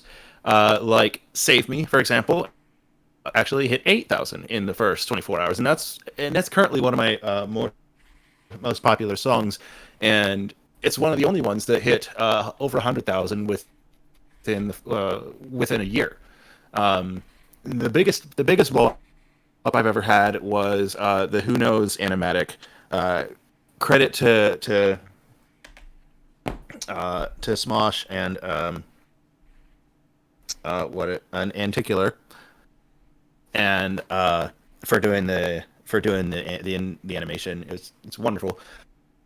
But the biggest number I got within 24 hours was that one, and it was 15,000. And that one is like well over 2 million views now, and nearly at 3 million, I believe. See, I don't have anything like that on any of my videos. That is amazing. Yeah.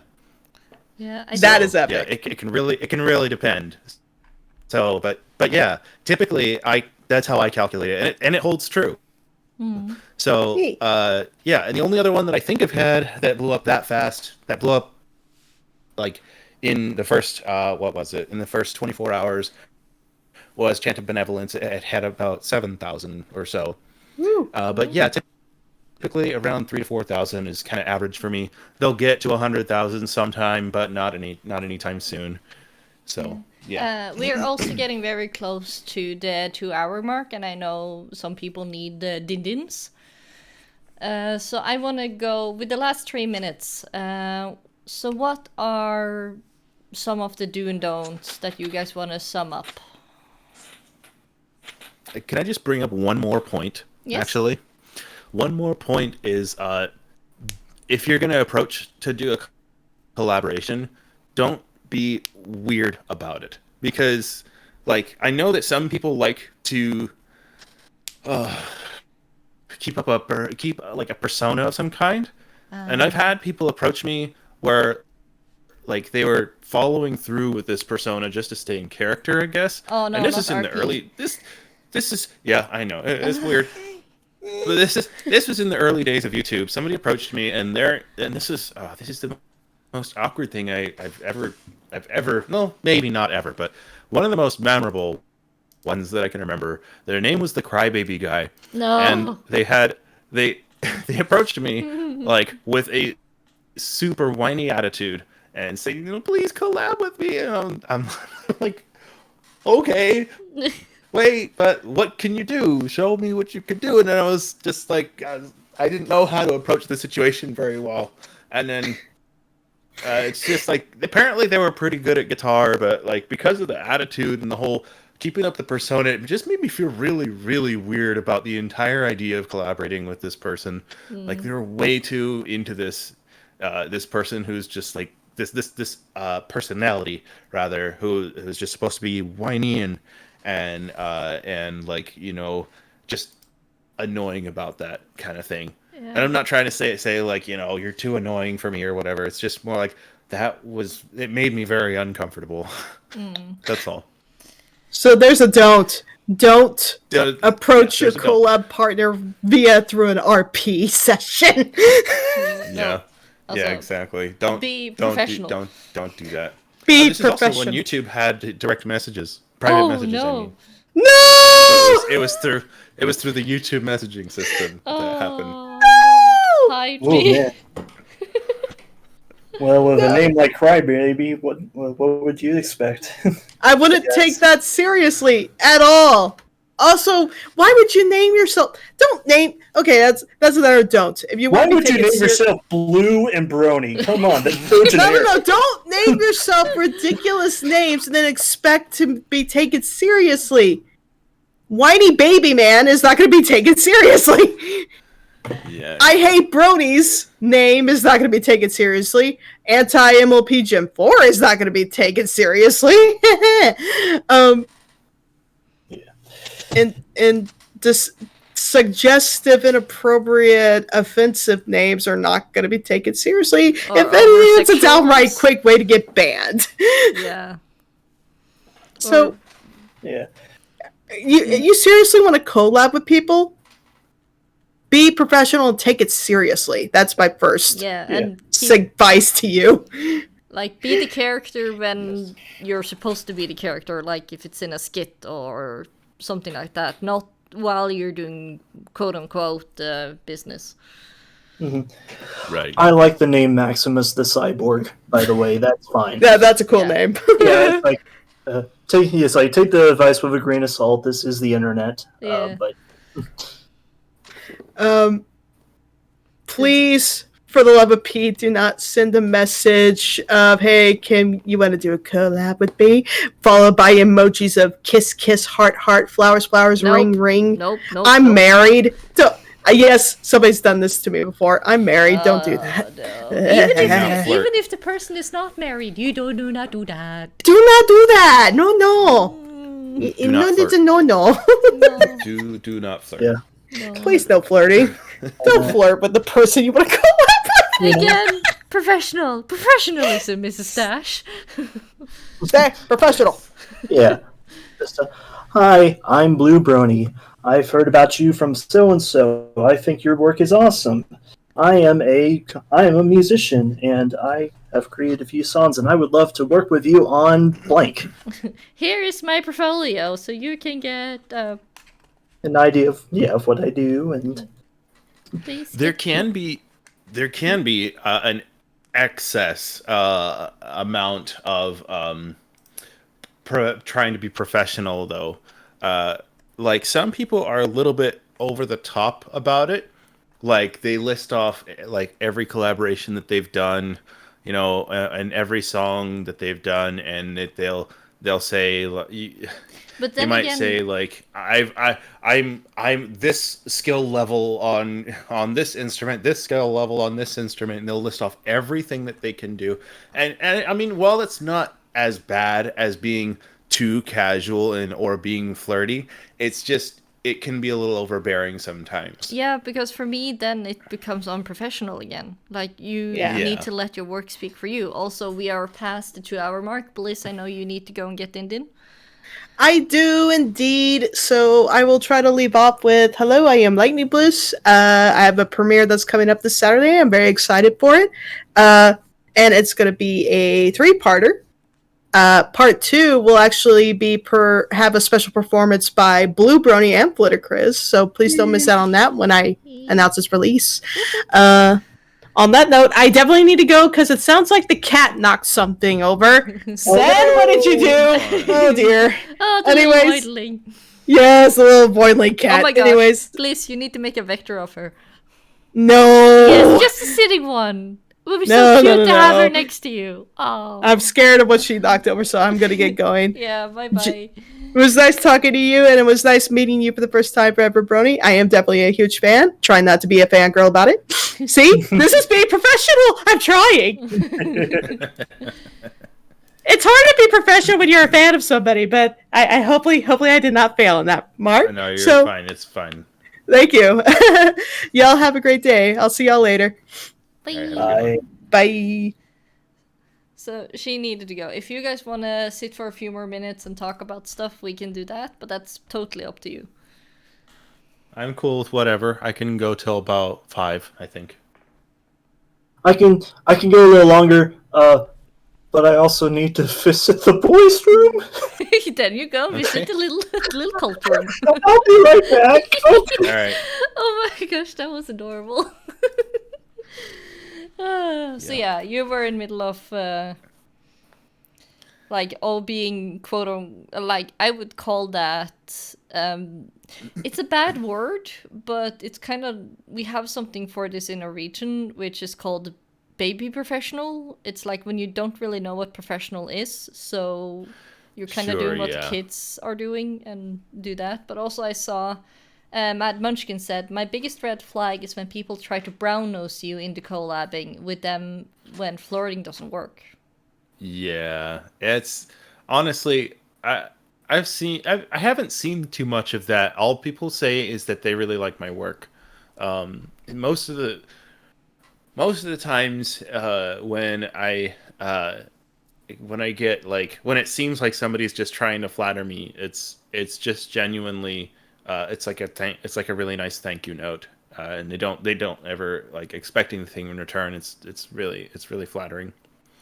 But I can't say I've ever had somebody approach me to collaborate through flattery. So Okay.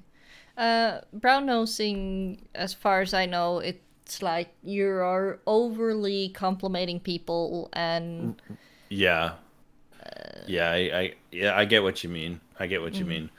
It's like it's being over the top about it, yeah. like where you don't it's you may not even mean all the things that you say, about them. If you're trying to get their attention to do a collaboration by giving them numerous compliments and like just for the sake of getting their attention and getting that kind of thing, and that's not a great thing to do. No. And it can make people very easily tired of you. Yes, it actually can. It can be overbearing sometimes. Yeah. So again, it's better to be real about it. Yep. Like, what is something that makes you really want to work with somebody? Say they have at least decent on their portfolio, but you see they haven't done with many other people. What is something else, like either how they contact you or how you talk to them? Like, what is a big green flag when it comes to collabs? When they have a big green flag for me is when they seem pretty formal, but also like personable. Like they seem like they're like they can even if like their quote unquote skill level on an instrument is not like super great, as long as the collaboration will seem like it's gonna be fun with this person, or a good experience, then that's a big green flag. It's where like this person seems like they're not just a robot or someone who's over the top about stuff, but just genuinely has just genuinely seems like they're in it for the experience and not in it for The views. getting or the views, or just getting to work with you because you're right. Yeah, exactly. It's just it's that's a huge green flag when they're just in it for the experience of broadening their horizons as well. So yeah, like what was it? Like I think the first time that what was it? The first time that L Train actually we collaborated together, like aside from him just doing solos on my songs, which I think he's done like 3 now or something. The first time that we that we did a collaboration was because he wanted to do a different genre that he'd never done before. He asked me to write and sing on his song, and he is called My Monstrosity, and it was he does metal for most of his stuff and occasional electro swing stuff, but he had never done ambient metal before, and it was something entirely new to him, where he had to have a softer voice, and that's what ambient metal usually consists of. And the collaboration was for the sake of having that. And so he approached me with the idea that we were gonna both experience something new. And I mean, I honestly, I did know his skill set and whatnot, and so I kind of knew what to expect, but I wasn't sure how it was going to turn out because he'd never done this kind of metal before, and I'd never sung on a single metal song in my life, right? But then he showed me a song. Then he showed me a song that he kind of was aiming for sound wise, so I could see that he knew his stuff. He knew what he was going for, and he knew what he wanted out of me, and that made me feel more confident in what I could contribute to. So yeah. Okay, nice. Blue, are you back? I am back. Good. Do you have a green flag when it comes to collabs? Green flags, yeah. If I like talking to them. Vibe check, nice. Okay, yeah, that Yeah. works. Yeah, because like at the end of the day, it's a collab is a project between friends. Yeah. That's the idea behind it. And sometimes, if you don't really know the person, it's like starting a new friendship. And so there's a little bit of mutual trust that has to be formed. But generally, if I like hanging out with you, then I'm gonna like doing something with you, even if it takes a long time, or if it takes even if it takes a long time. So Also, if it takes a long time, then it just means more fun. indeed. Yeah. Sometimes projects that take a long time can grow very old, very fast. Well, no, grow old over time, I guess. But yes, if it's a project that's just constantly going and you're working on it a lot, even if you have been working on it for a really really long time, as long as you're consistently working on it, and it's not like being pushed over to the side or whatever, or shoved under the rug. As long as it doesn't become a dead project, as they say. Right. Yeah. Then it's still fun, Yeah, like when me and Forever Free were working on our collab song, which was a cover of What Went Wrong. I think that took us several months to actually get that song finished, and it was just because it was off and on for a while there. But it was still a very positive experience, and I'm really glad, especially once it got out there, and we were able to share it with everybody, and it seemed to have a pretty large impact. Letting people know about a song that we both loved. Right. Yeah. The cover album that I created was to help bring light to hidden gems in the fandom that I thought deserved a lot more attention, and that happened to be one of the songs. And Blue said, "Hey, I was planning to do a cover of that song too." So I said, "Hey, why don't we work on it together?" And that's kind of what came of it. It was a very positive experience because we were kind of on and off about it, but it was also, we saw really cool things come out of this. Like there were some neat ideas that I wouldn't have thought of. Like the intro, for example, the emotional intro with piano and strings, I would not have thought of that at all. And that was entirely Blue's idea. And then also his idea of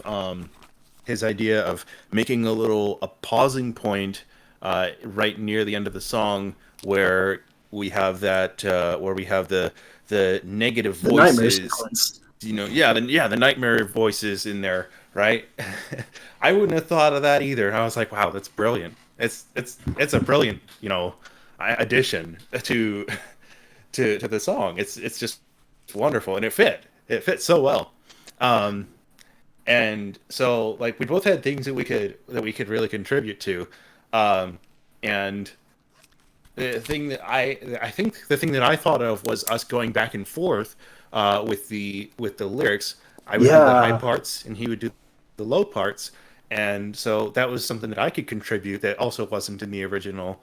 And our version sounds very, very, very different. not like instrumentally, but stylistically, it does sound very, very different. And it's a lot. While it does sound more polished, the original also has the same amount of emotion. Yeah. But yeah, it's just our take on the song was a positive experience, I think, for both of us. And I think it's also one of the most popular covers off of that whole album. So, which is awesome. All in all, positive. All in all, very positive. And Flitter did a voice for the nightmare sequence. Yeah, I remember. Oh yeah, I remember. I had almost forgotten about that. I'm so sorry. What are you apologizing for? It was perfect. I should remember stuff I work on. No, it's all right. It's all right. Oh my god. It was. I remember you saying that you were like, mildly uncomfortable with it because it's very different from your actual personality. But you did such a great job. So. Thank you. Yeah. For me, like spooky stuff and sexual stuff for that matter is usually outside of my comfort zone, but at least on the spooky stuff I try to push my limits like everybody else to get better at what you're doing and be able to help out more for others. Yeah. So yeah, sometimes when I'm doing a collab I have to stretch myself a bit. There's an unreleased song that a collaboration that I worked on where I've sung higher than I've ever sung before. So it's gonna be fun to reveal. I think people are gonna be interested. See. But one thing there's this. Yeah. Go ahead. One thing I remember, I think it was the Christmas song that we worked on together. I remember the other people on the collab was talking about, we can do this and we can do this, and they had like a little issue about who's gonna say what part. And I was just like, we can include Blue. He can talk too. He doesn't just have to do the music. And you sounded very happy when I said that, because I was unsure if I could say anything because I did so little. And for me, that kind of always is like a core memory in my brain, like always try to include people, even on the non-musical parts, because, Well, I appreciate that. That was a lot of fun getting to add a little bit to that. It was, because I like to make silly voices too. So. It's fun. It's fun. Yes. There was a time where I was in a group voice call with Forest Rain, and I started, I used to be like this, this guy who would be the entertainer of voice calls, and I would have my guitar or a piano there or whatever. And Forrest was apparently really, really good at singing along through, even though it had like a delay, in the timing, whatever. I started playing this song, and then she was like, "How do I know this song so well?" She knew like every lyric. And then I look, and I told her, "You actually sang this one a while back." She sang lead. It wasn't like anything that we had worked on, but it was a song that she'd worked on with somebody else that I just happened to know. And then she was like, "Oh yeah, I completely forgot about this song. Completely forgot about this." Yeah. A time where I had to go way out of my comfort zone though with vocals. I linked it in the chat. It's called Black Rose. It was by BlueBrony, and it was one of the first, well, not first, but one of the times where I was invited to sing on a metal song. It's very, very post rock, ambient, not ambient. Well, I don't know, like very reverby metal, and but he wanted me to have a super nasally tone, and that was a collaboration where I had to come out of my comfort zone and like go for something that people would not expect from me. It gets really intense. Yeah.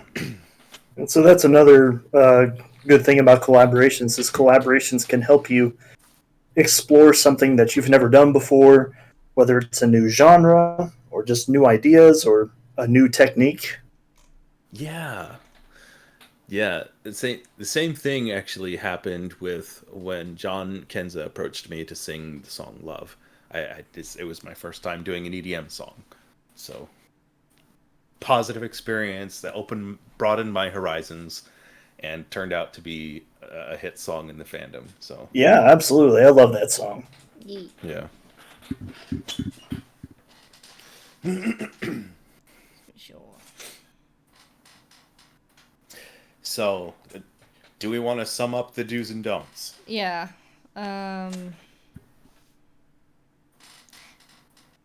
My brain, fogging.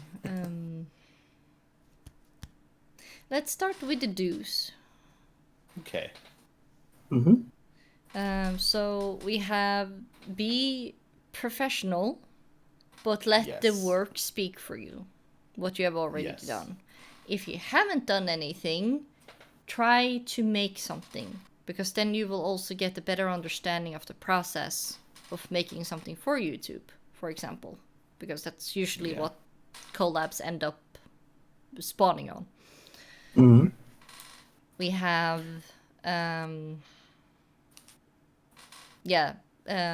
that's a do. We have more. Sorry, Yeah. Yeah. my brain is Yeah. very foggy. Yeah, but also be personable. Yeah. Be personable. Don't be weird about it. Just be yourself. Don't role play. Be just patient. Yeah. and be and be patient. Yes. Understand that it's not necessarily personal if they say no. Yes. Yeah, like what do they say? Be grown up about it. Be mature. Yeah. Because the way you are behaving will also, if you're behaving like a spoiled kid, then like Bliss said, it will spread very quickly because unprofessionalism is very unpopular. Yes.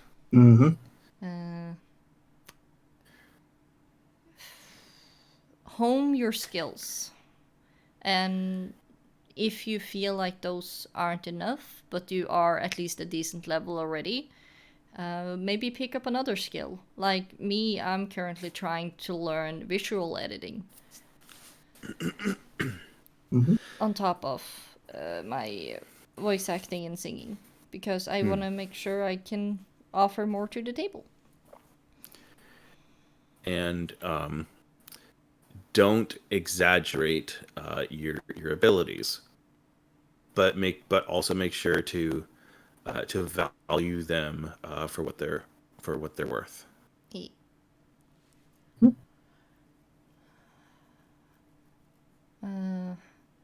Another don't would be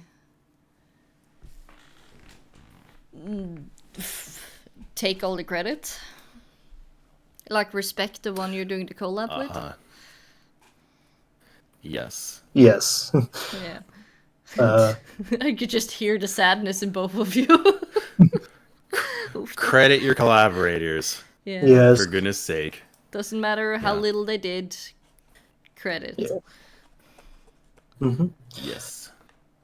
Don't ghost. Yeah, don't ghost. That's a big one. Don't ghost. Don't steal. Communication is key, even if it means ending the collaboration. Yeah. Communication is key with all relationships. Yes. hmm Doesn't job, personal, friendship, romantic, random person you saw on the street and you had a fun time chatting about while waiting for the bus. Respect. Yeah. Goes a long way. Yes. Yeah. Indeed. I felt like we went through a lot more, but like all of them, it just goes away in my brain because I had fun. Yeah, there was sharing ideas as well, and sharing experiences. Sharing ideas with your collaborators is a heavy do. Because I mean, sharing ideas is never really a bad thing, because even if they don't come to fruition, it can spark other things. Yeah. So yeah, sharing ideas is always a good thing, and hardly anybody will ever be opposed to just sharing ideas. Like, perhaps they'll say no. Perhaps somebody will say no to bringing the idea to life, but most people will be open to hearing what your idea is. Yeah. Yeah. Because a good idea can be like 40% of the work. Sometimes, because if you have a really good idea, like one of my stupid ideas that I don't think is a good one, but it always sounds fun in my head, is having like rarities beatboxing but with metal. For some reason in my brain that sounds really fun and really cool, but then it's like I don't really know if that would actually work. That's funny. That would make a great skit on Pony's Anthology. Yeah, but again, I don't know anyone who can beatbox, and I highly doubt I can do it. But yeah, would be cool if somebody were to make it. I did take it up with Prince one time, but it was during Galacon, and most people had already had a lot of bears, so maybe not the best time to talk about collabs or shenanigans. So yeah, timing can also be Right. be not tactic. That's the wrong word. Tactful. Yeah, thank you. Yeah, be tactful. Yeah. Also time Oh. zones. Yeah. Don't threaten the person that we want to collab. Yeah, be nice to them. Don't. Like, do a collab with me or else, and I'm just like, no. I know where you live. Oh yeah, Collab with Sakura doing a Viking metal. Yeah. As a Rakhuf doing Norwegian heavy metal, I can get behind that one because he's Viking, Yeah. and Norwegian heavy metal is really fun and a lot of Viking references. I don't know. Can Actually I? done. Huh? I've actually done a rock hoof metal song with Ultra. Ooh. Yeah, I didn't sing it, but I did play mandolin for it. Please link, please.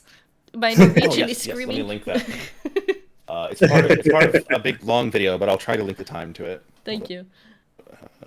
Oh my gosh.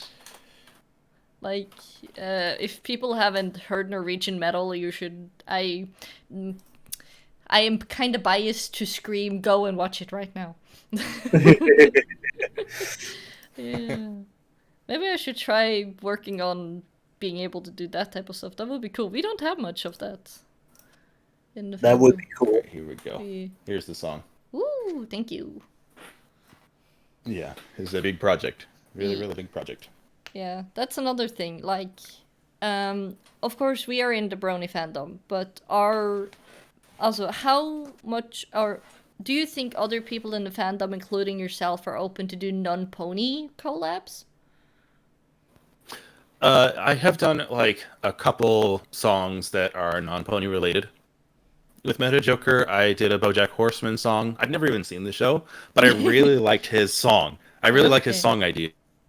He Meta Joker and I kind of have this workflow where he approaches me with a song idea, plays a demo with piano, and he sings and writes the lyrics and everything. And all I do is create the instrumental and mix the thing. And it's it always turns out so wonderfully. And but yeah, this was one of the songs that I'll link it again. Here we go. It's Yay. called "Let's Talk." It's really sad, but it's a really nice song. But yeah, it was about BoJack Horseman, and the song itself is kind of like a slow pop ballad. Um, and so that's one of the ones that I've done. I've also helped out with like one. Well, no, I've also written and recorded one FNAF song. Even though I've never played FNAF, I just watched all the game theory episodes, and one Markiplier. Sonic. Yeah, Ah. well, one Sonic song. So Okay. yeah, What about you, Blue? so yeah, I'm open. Sorry. I'm open to that. Sorry. I've done a select few collabs, non-Brony collabs. They are fairly few and far between, but I think that's mostly because outside the Brony fandom, there's not too many people that know me. But I have done songs on commission for like tabletop RPGs and stuff like that had nothing to do with Pony. So, do you have any links? I do. Yeah, Okay. I would like to share some of your links too. I need to pull some up. Okay. I'll just pull up my alternate channels. Yeah.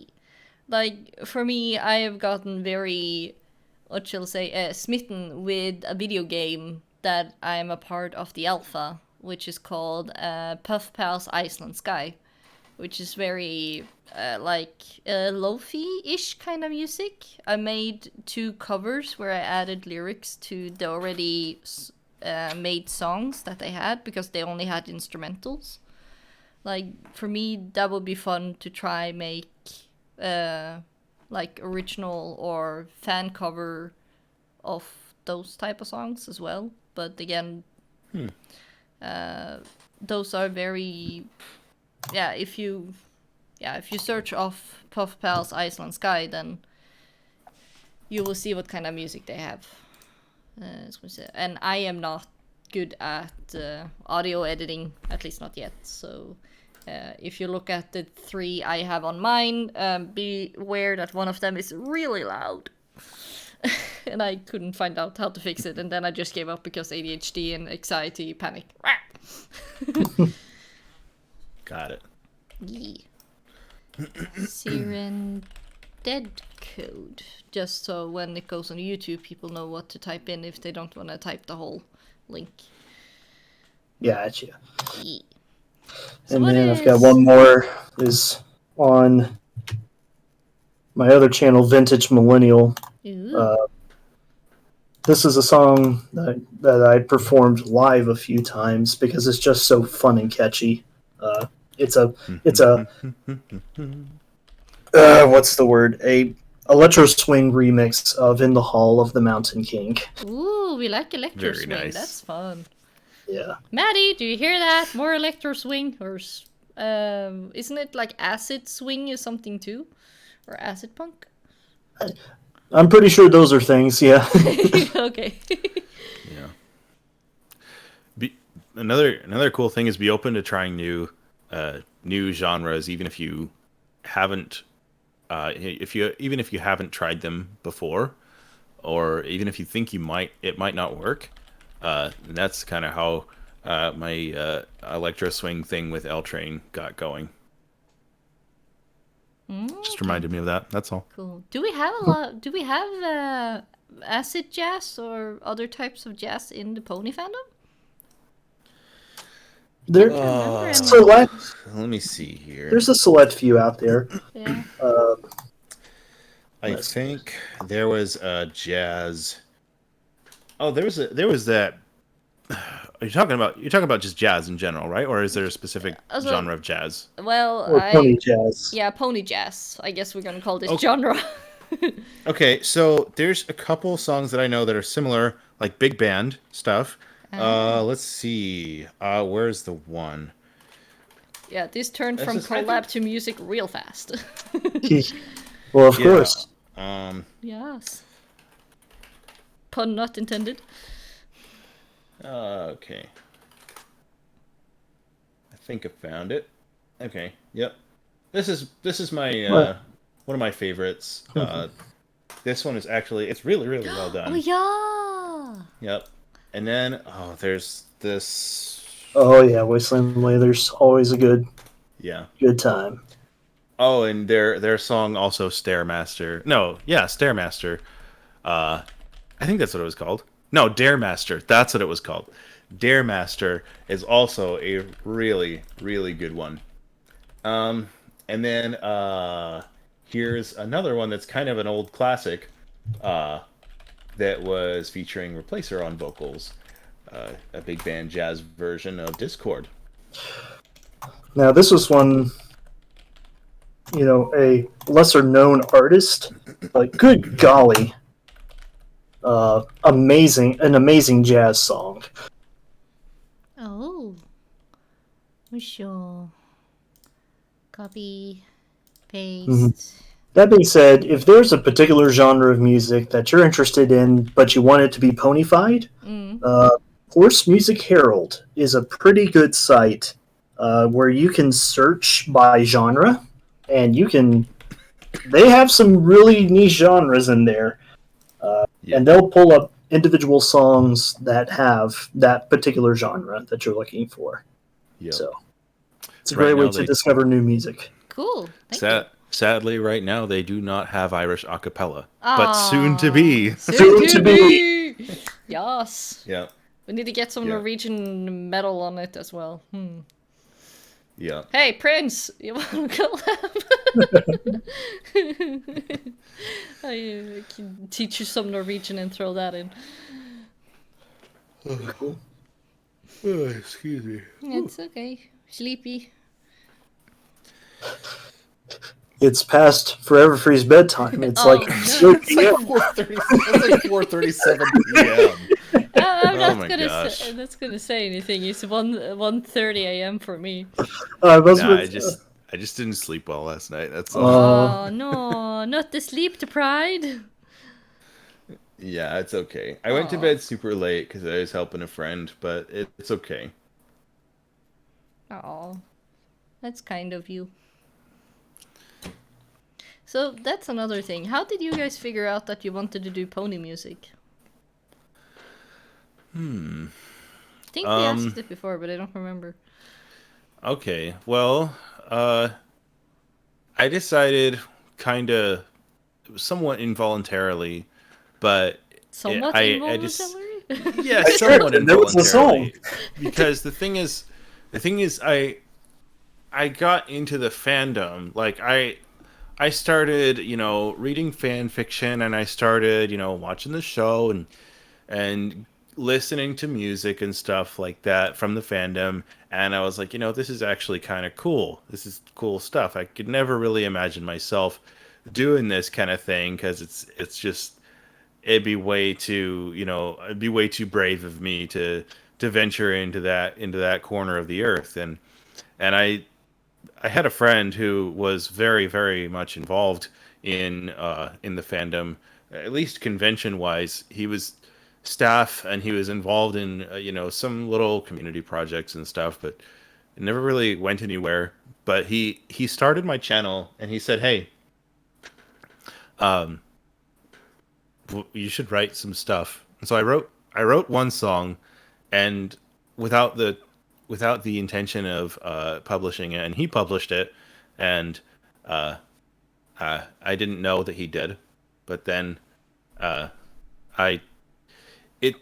it got posted onto the Music of the Day from Equestria Daily, and this is in 2013, and so that's when they had the music of the day thing, and so it made me feel really good about it. I got some recognition, and I got like really nice, kind words from people, and it gained me about 50 subscribers from my first song, and so it was just all in all, it was not a bad experience. I still hate the recording to this day, but that's kind of how it started. Like I said, it was not really my idea, but I felt inspired to write just one song, and then I kept writing. So, and then I eventually took over the channel and ran it myself. So yeah. Nice. For me, so I grew up playing piano. I took piano lessons as a kid, and I was a band kid as well. So the perfect combination of music nerddom. Mm-hmm. So I already had like a penchant for music, and like I had started making my own songs and stuff in middle school. Uh, well, fast forward, it's college. I got into the show because a friend of mine in band said that My Little Pony saved his life, and so I was like, "What's this? What's this show that saved this guy's life?" And then I got into the show, and then I found the online fandom, and I discovered the music side of the fandom, and I was like, "Holy Celestia, this is great stuff!" And so I was so inspired. And there was this guy, Forever Free Brony, on there, and I was like, "Man, I want to make my own music." And so so I sat down and I forced myself to learn how to make music on the piano or on the computer. Ah, yeah. What programs are you guys using? If you want to recommend them. I use Ableton. I use Ableton Live 11 right now. I started with 7. 7 was good. But Ableton 11 has a lot more options for plugins, and so that's kind of what I use. Ableton Live 11, and I like the layout of it because it's a much more simplistic layout than other DAWs, I guess, and it's really really good for like hardcore intense mixing.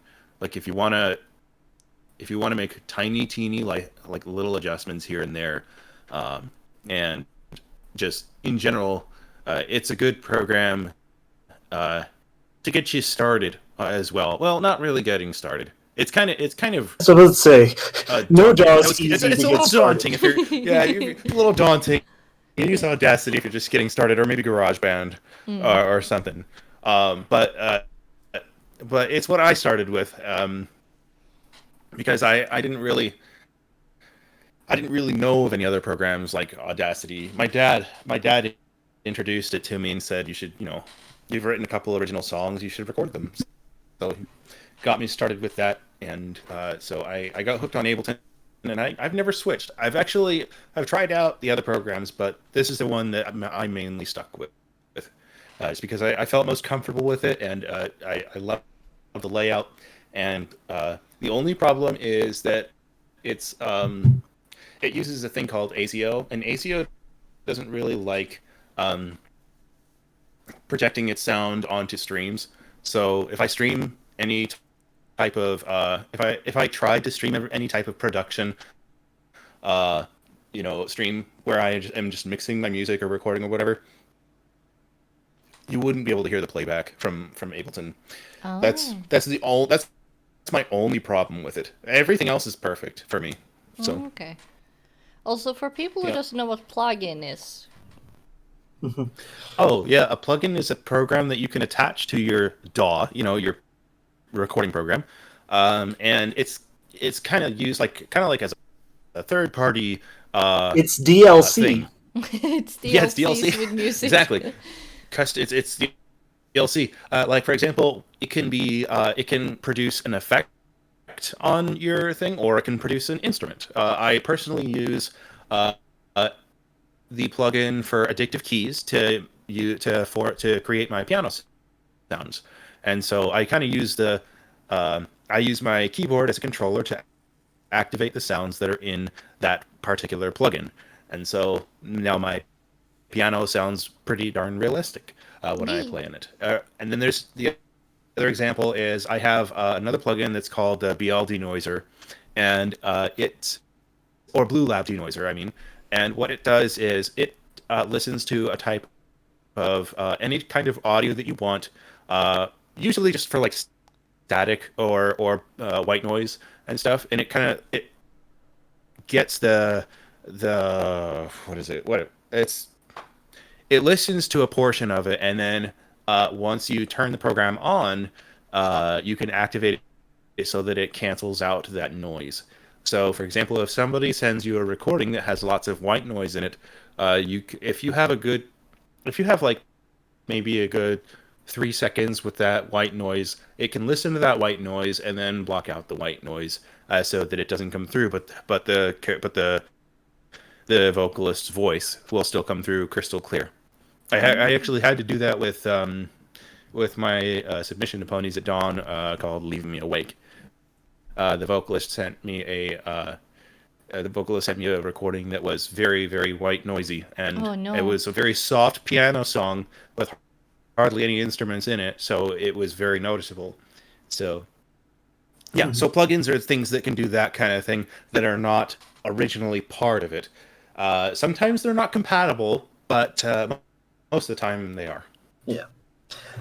All right, so now it's my turn to plug my equipment stuff. Yes.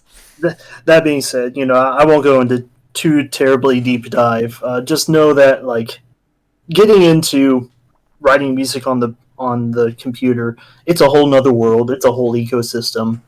It is. It is so. Sorry. But it's about the same kind of ecosystem that you might expect, like getting into drawing on the computer or something like that. Yeah. So it's a bit of a learning curve. That being said, I started on the DAW digital audio workstation, which is the main software. My software choice was PreSonus's Studio One, and the main reason why I went with that was that at Guitar Center they were selling a combo. They were selling a little combo package to get a Blue Yeti microphone, and it came free with you got Studio One Artist for free, which is one of their levels of software. And so that's kind of how they rope you in, because I was like, oh, I need a Blue Yeti to a USB microphone to record my vocals, and so that's what I started with was Blue Yeti, and then sometimes I would use Audacity. Audacity's free and also pretty powerful for just recording from a microphone, at least one track at a time anyway. Yeah. And then since I started with Studio One, I learned how to work with Studio One, and so I still use Studio One, even though it's not the most popular software.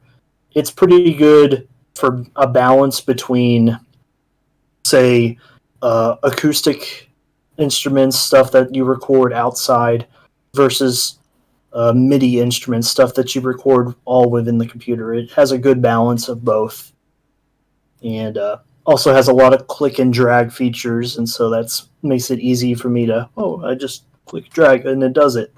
So that was nice. Absolutely. So that's like the main software I use. I eventually upgraded from my Blue Yeti into more, I guess, professional equipment, you would say. But starting out with the Blue Yeti was working just fine for me, and I think for the first couple of years of me making songs, I made songs with that microphone, and it works just fine. Yeah. That's good. Blue Yeti is such a good starter microphone. Yeah, it is. It's a little noisy, but I'm using it right now, so Gets the job done. it gets the job done. Yeah. Microphones for me, I started with Red. Eller Röde, as they're called. They're a Swedish brand of good microphones, both for streaming music and others, depending on which one you get. Like, that's the one I'm using right now. But I also have Blue Yeti, one of the newer models that I also use for recording, and it has different like settings.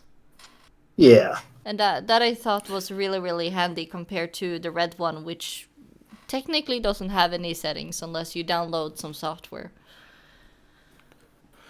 Very nice. Gotcha. Yeah. That was exactly why I got the Blue Yeti all those years ago. Was you could change the type of pattern it has and blah blah blah. It's been really handy. The one that I currently use is a Samson CO1 condenser mic, and it's one of those mics that you have to have a separate mic stand, and the little Box? the little holder thing that has like what do you call it? It looks like a giant net around it, I guess. I don't know. Yeah. Oh yeah, Anyway, that one. yeah, I get, call like, it inwards bouncy suspension. castle. Yes. That is it. Yes. Yeah. So mine has one of those, and it's a bit of a smaller one, but I've actually had it probably since day one, and because I've switched between a few other ones. I've tried the Blue Yeti, and I've tried a Behringer version of this one, but I liked the Samson one better. Okay. The thing that bothered me about it the most, though, from the start, was that it smelled really weird. Like Okay. at first, it had this weird fruity smell to it. I was like, "What is going on?" Oh, do you have any complaints about the microphone? Well, it kind of smelled fruity. Yeah, it smells like Fruit Loops. What's going on? Also, Fruit Loops smells nice, but it was kind of weird. Yeah, it doesn't. It doesn't have that smell anymore. Like after 10+ years, but it was really weird. It took a good few years for it to finally lose the smell. But I've always loved the mic because of just the general quality that it gives me, and honestly, it lets me record my vocals with different dynamics. I mean, it doesn't have different options of modes or anything, but it does record my voice in a way that it makes mixing very easy. Yeah. So, Yeah. I'm just sorry. It's just, it's so amazing. Just like you're sitting there recording and you get a whiff of it, and it's just like, I'm hungry. It was the weirdest thing for a while. It doesn't bother me that now anymore, but it was I would have seen that. either as that or I've just absolutely grown so plus. accustomed to it. Either that or I've just lost my taste for Fruit Loops, I guess. Yeah. Oh my gosh. It was weird. Yeah, but it's like if you give a review and just like random side note, it smells like Fruit Loops. Yeah. Anyone else? Yeah. Man, if they had scent sticks for microphones, That man. would be nice. Minty fresh. I Chocolate. could just get a sigh of relief in every recording. Oh no, lavendel, and you start falling asleep. Oh my gosh. Hey, Blue Yeti, hit us up. Oh my gosh. Oh, man. When we're talking about smells, Indeed. I heard the headcanon that all the different ponies have, instead of like sweat smells, they smell of different like nature stuff. So like Pinkie Pie would smell of cherry. Oh, okay. So I'm curious, what smell would our ponies have? Both of you are blue, so I guess should both of you be blueberry or something else? Guitar string resin. Very specific. That was locked and loaded. I need to hear the reason. I don't know. No, I actually hardly use any kind of smooth, whatever smoother on my strings or anything like that. Mine would probably smell like pizza. Pizza. I freaking love pizza. Fair enough. I'm just seeing the hazard of like if some of the other ponies would get drunk and then suddenly one of them smells your mane and pizza. Oh, there's this cologne that my wife really likes, so I don't know, probably smell like that. Yeah. Mad Munchkin also says she would smell like fresh cut grass, and that's a very good smell. Yeah, that's a good smell. That is a good smell. Mm. No, I got it. I know exactly what mine would smell like. Yeah. A smell of fresh rain. Ooh. Yeah, nice. that because based on where I live, you know. Yeah. That's It's true. really- yeah, exactly. You live in the rainforest. I do live in Seattle. Well, near Seattle. So Yeah. fresh rain. That's what I would smell like. Why does that sound like a blues song, like a blues type of song? Yeah. Talking about rain. Could be. Yeah. What about you, Blue? I mean, part of the problem is that my OC is literally a mannequin, a living mannequin. Yeah, that's true. So I guess it would smell like, Fabric? you know, it would smell like whatever a blue snow cone smells like. Or a fashion store. Oh, yeah. Really? Smells like fabric. Fabulous. No, you smell like fabulosity. What does fabulosity smell like? I don't know, but it's really expensive. Smells like polyester in here. Oh my gosh, no. Silk and polyester, those two combined. Oh, yuck. Gosh. Oh, okay, mine is yellow, but I don't like the lemon smell. Dandelions! I want to smell like dandelions. Ooh. Those are nice. You know, that kind of works too, because... No, wait, you're a Pegasus. I was Yeah. about to say, Earth Bunny. No. No, I am the flaps. Indeed. So maybe you smell like sunshine. What does sunshine smell like? I don't know. Well, Katrina and the waves have walked on it, so they might know. Yeah. Oi, hit me up. I want to know. What was that? Forever Free made a music joke, and I got it. Oh, It yeah. I'm walking on sunshine. was- And it kind of feels good. Yeah. Very nice. Well, can Pegasi technically walk on sunshine? Like, if you have a ray of sunshine through the clouds and then the Pegasi, like, flies up and walks on it? Well, I don't know. The main six have walked on rainbows before. Yeah. Or, like, They have. G1. It was in what was it? It was in the Friends Till the End of Time, whatever that was. Yeah. The song. E. Yeah, they were walking on a rainbow. Yep. That is pastel rainbow, even. If I remember Smells like correctly. Skittles. Yeah, no, that's Bliss. Bliss would smell like Skittles.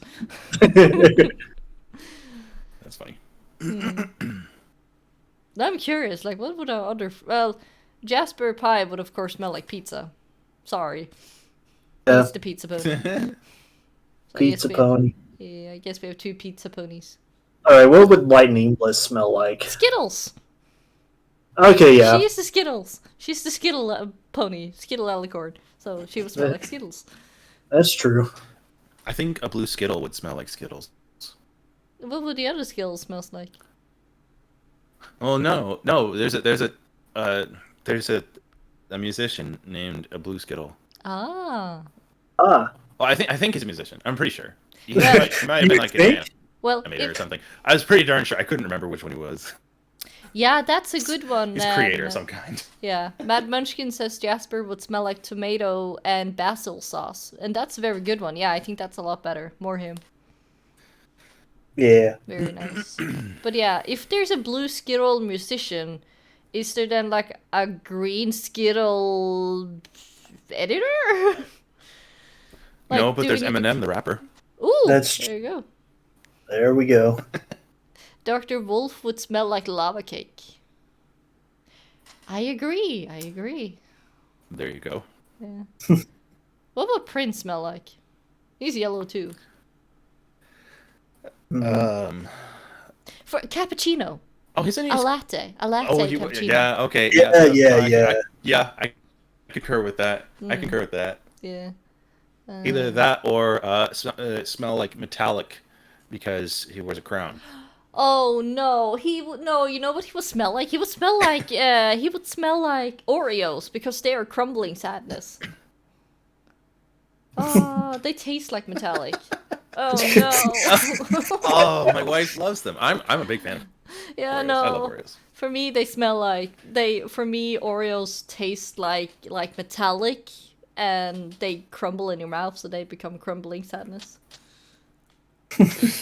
Sad. That's very sad. Yeah. They're the only hope of chocolate for people who have to be dairy free. Yeah, I know. I'm one of them because I have allergies. Oh So yeah. it's even worse. Whee. Sad. I think there's a internal joke about Silver Krill smelling of oranges. Maddie. Oh, he does have that vector as well. Blackened. What did he smell like?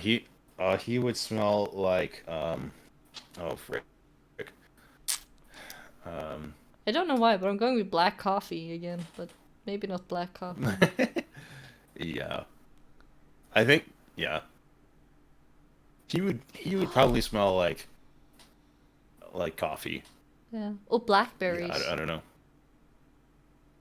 Blackberries. Yeah, That we too. call them bear berries in Norway. Huh.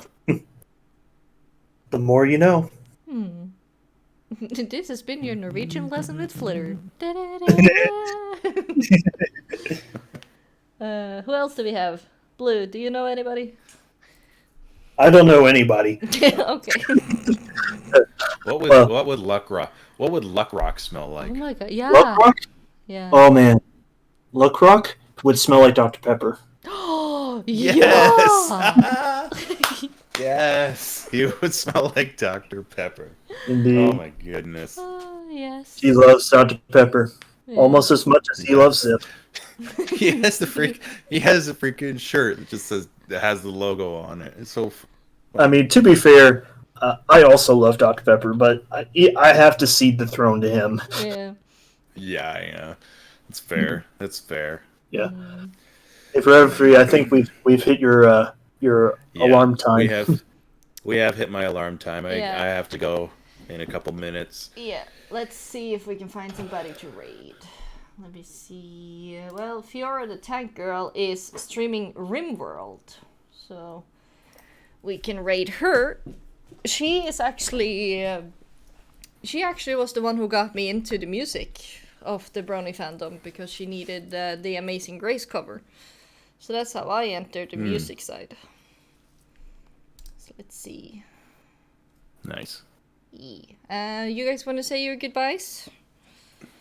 Sure. Just don't. Yeah. Just a final word is just, collaborations are fun, but don't be stupid about them. Be courteous and be patient and be kind, and again, be patient. Friendship is magic. They can take a while, but don't be afraid to approach people if you really want to collaborate with people and get your name out there. Yeah. Try through Twitter first, so you don't scare people. Yeah, and once again, I am Forever Free Brony, and that's all from me. I'm BlueBrony, and that's all from me. I am Flitterchris. Thank you so much, guys. And Bliss, while she was here, that you joined. It was a blast. Pun not intended, but still. Stay safe, stay kind, and stay browny. Bye! Bye-bye.